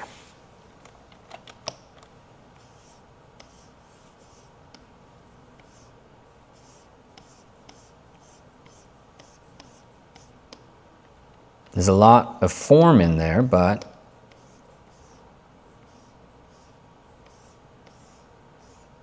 there. All of that is flexor. All of the back here is extensors. And then all of this, those are the ridge muscles. When we know those structures, life gets a lot easier, team. A lot easier. Let me move this screen so I can see the comments easier. Now, I'm going to start with the extensors because that's just in history, that's been the easiest, because really, I mean, look at the extensors. It's just a continuation of that flat plane of the wrist. And I'm off a little bit in terms of how I've presented them, but that's okay. I'm filling in that area that I kind of drew in. So let's say those are my extensors. And again, this is the flat plane of the extensors. I'm not done. They actually shift a little bit to the side. I've got the ridge muscles here, but I'm going to skip the ridge muscles. And I'm going to establish a wedge for the flexors.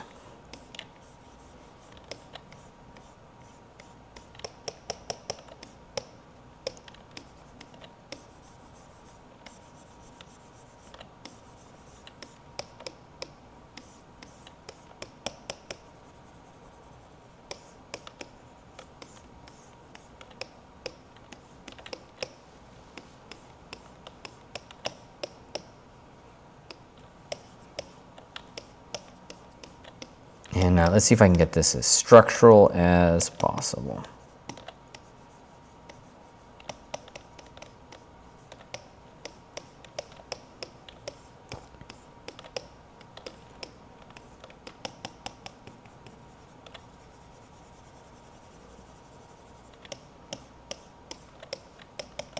You see, I'm not even sculpting muscles. And some of my volume's not even accurate. But there's a believability to what I just put in, right?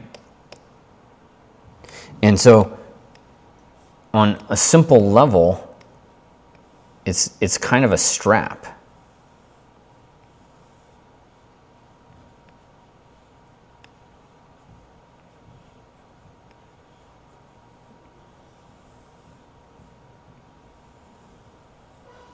Does that make sense? And that's what they are. they're kind of this strap that's coming down. Now that I've got this volume, this intellectualization of the form, I'll be able to go in and actually find some of the smaller forms, so to speak, which may not be for today because we're already pushing, our 2-hour limit. But this is going to set the stage, right? And so I promised you guys today, no sausage arms. How do you find the rhythm? And this is how. So let's get in and keep sculpting. And then now the ridge muscles, what are these guys going to be? Well, they're basically a strap as well. But what we don't know is, like, are they cylinder like that? Does the strap do something like that? What are the side planes of this strap? And so that really becomes your work. I'm going to just push the bicep in. The bicep, it flows this way, right? So by pushing in this way, you're getting the rhythm, right? You see how it comes in like that? Again, part of what we need. So I'm going to look down the form. Do you notice over here I'm looking down the form?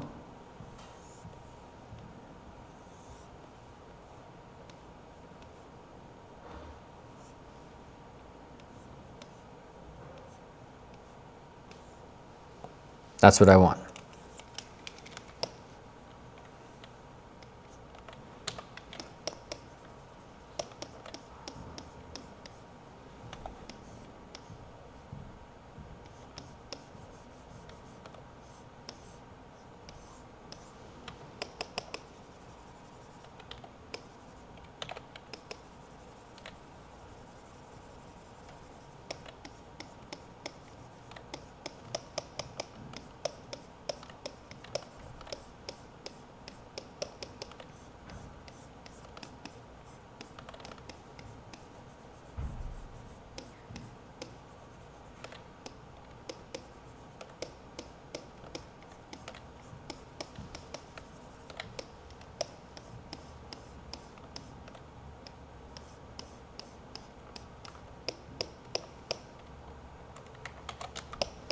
See it?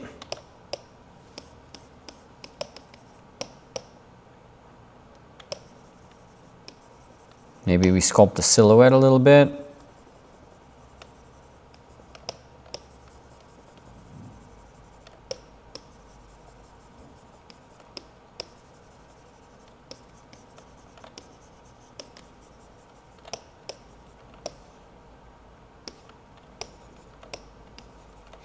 Now there's another element with the, I got ahead of myself. I created the planes, I created the structure, and then I immediately started going into some of the walnuts and some of the form specific elements. And so that's just, I'm going to leave that in there and kind of move forward. But let's backtrack so you see. I'm trying my best to be like as logical, like you can see planes. And so yes, I've captured the plane, the abstracted plane, right? And then as I move forward, about right there, right here I started focusing on silhouette. And then now I made a change where now I just undid all of that sculpting. Oh well. I've now started to say, all right, well, there's actually a muscle mass there, and I'm separating the mass from the tendon, okay? So that's like a little bit of a mistake in terms of me demoing it, but it's not a mistake in terms of how I actually operate.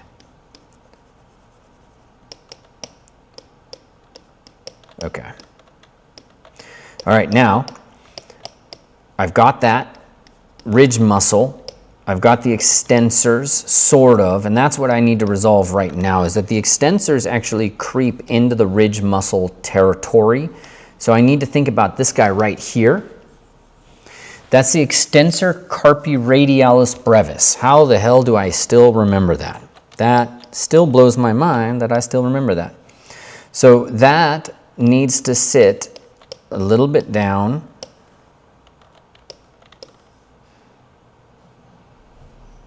There you go.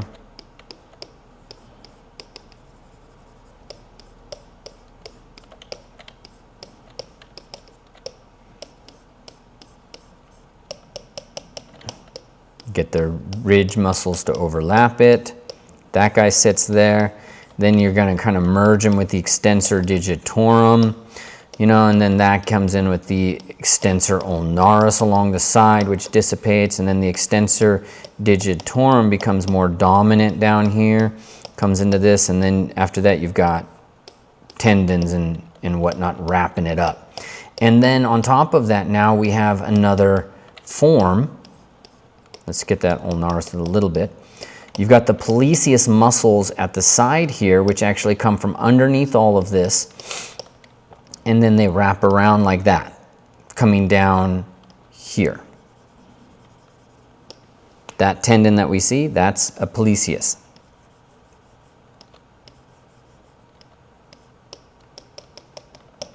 And these guys start to set up the little shape. There's this, they call it the snuff. I forget what they call it, but in the olden days you put snuff in there and sniff it. I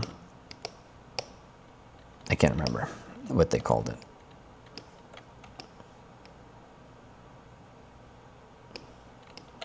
All right, I'll leave that like that.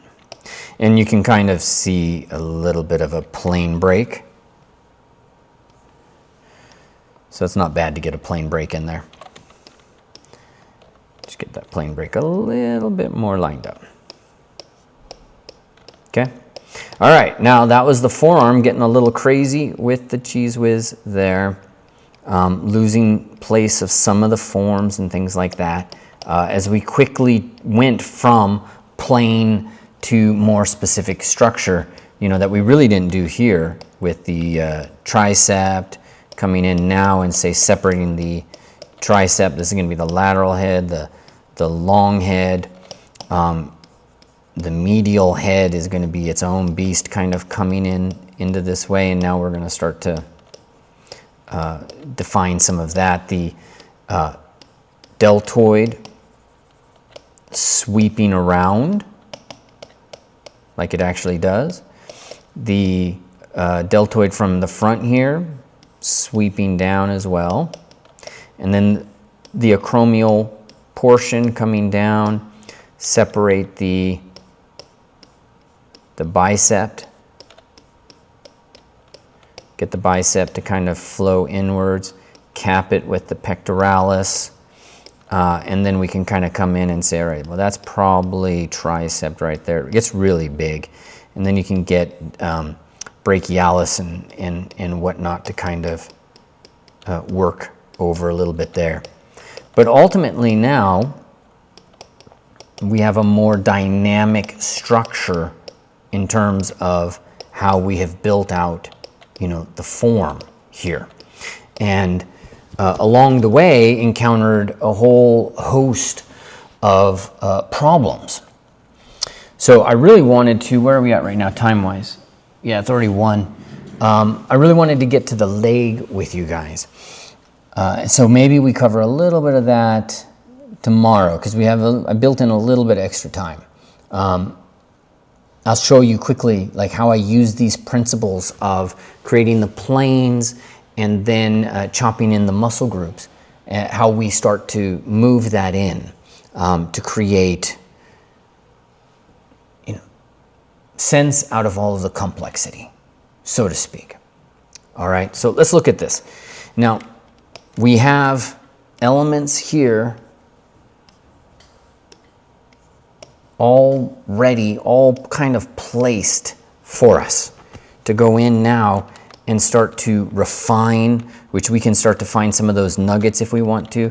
We can use the rake brush to come in and really start to sculpt some of the more specific shapes. You know, like this area here, the ridge muscles. These guys really need a little bit of love. But tell me, what have you learned out of these webinars, these live classes, over the time that we've been doing them this week? I'd love to know, like, if there's anything that's really struck you as crazy powerful or unique, even. I'll take anything. Just, what are you liking? There's so much here. Look at all the walnuts of form. It's going to be so much to kind of cover. And as a reminder, let's go here, here. As a reminder, Anatomy for Artists is open. So go ahead, there's a couple of options. If you got questions, shout them out right now. You've got the core courses, you got live class, and then the live class is where we actually sculpt something together. So it's actually more of a figure sculpting class. And then the mentorship is where I'm giving you one-on-one feedback on your work. All right, so let's say Oscar Lista, all the mental noise related to structure, shape, and volume disappear instantly with this way of directing the sculpt. I love that. Yeah. Ray traced 3D, to me, it's super interesting how all connections you apply come from sculpting, rarely from the move brush. Gnosis got the snuff box. What else you guys pick up out of this? Imagic structure is the separation of forms. You can't have structure without volume. Your volume will suck with bad topology. So true. So speak the truth. Yes. All right, and let's look at my face. Yeah, and the volume. Yeah, still good. All right, and then this is really like painting or drawing techniques. It's like color notes and what I would call the fill-in. Yeah, that's a great way to say it. By color notes, I'm assuming you're testing out in different areas where local color might be red here, and then it gets a little bit more desaturated, most likely bluer, what some people might say, but most likely desaturated as it comes down this way. And so you're putting in the big elements where you put them in with a big brush, right? Sargent style. Sargent's going in with a big brush and then slowly going in and putting more of the notes in as they go. And so this is along those lines, I think. Fro-Yo, these webinars feel like your YouTube shorts, but fleshed out in real time. Good, good. That's hard to do. So, it's easy to ramble. So I'm glad we're kind of keeping it on track. And Tank Guy 50, when is the live course? It's right there in the page. Starts January 31st.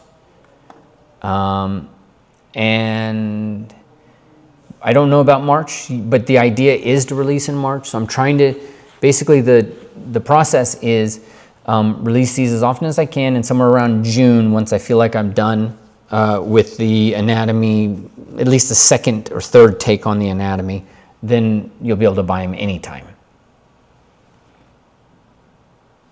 69, what bundle? You might be seeing something left over from the Black Friday. So I'll check it, Imagic. You're saying 69%, is that built in? Yeah, so I'll go through all of it again and make sure that the language is correct. But this is the price. Harsh, love how you work live. Your teaching style is unique and easy to understand. Sweet. Chris, can you explain the mentorship? Is it a set date? So the mentorship is every single week. We're on camera here, yeah. So every single week you submit your model, and I actually work directly on your model or record that, and I send that to you. And usually those are about a half hour as I give you feedback every week on, you got to fix this, you got to sculpt this, think about it this way, things of that nature. So every week I'm on your sculpt working. Whereas in the live class, what I'll do is I'll occasionally go through people's work and just draw on it, but we don't get too much more detailed than that. Does that explain it? Rick, glad you're liking the history of art. Yeah. Sampa, thank you for demystifying this. Awesome. Okay, guys. All right, well, there you go. We're at 2 hours. I got to go eat lunch. Kingslien.art, that's where you're going to get the course. And so I'd love to see you guys in this. The idea is, this is all this one's, I'm especially happy with this one because the walnut technique, I won't keep wanting to say hazelnut. The walnut technique is brand new from last session, and I'm going to make it even more codified into the process. Because as I was recording the sculpting, the figure sculpting class, and I did the torso, I realized that it was the perfect moment for us to take structure and apply anatomy. Because if you just apply anatomy in and of its sense, where it's like, all right, let's put the external oblique in, then you're now dealing with a muscle man character, right? And that's okay if you're dealing with a muscle man character, which we're not always, right? So the walnut gave us a chance to apply anatomy, but not be a slave to anatomy, and get the form, and high quality too. I think it worked for me. Like, I was able to go from planes to structure to walnuts to rendering form very fast, and that's what we want. All right. So see you tomorrow. Yes, and so again, we are live tomorrow, same time, same place. You can go on YouTube, or you can go to the live room. So where's the live room? You can go here too. I'll update this. And hopefully we covered anatomical flow and overlap. I didn't use those words exactly, but it is what we were talking about with the movement of these different places. Let's see. I'm going to try turning noise canceling on. The fans kicked on because people have their cars going gangbuster outside. So anyways, Kingslien.art, Anatomy Live Room. Any other questions? You know where to find me. Thank you guys so much. This is open now as of today, so get in. The mentorship, I should just say one thing. Mentorship is limited to 10 people. So as soon as we get 10 people, we close that off. So if you want to do that sooner rather than later. All right, thanks Personal Lair, Ray Trace 3D, Francisco, Frosty, Yaprek, Tharma, Angela, Jeremy, Tank, Imaginic. All right, guys. Let's learn some anatomy. Closes in 4 days. Ciao.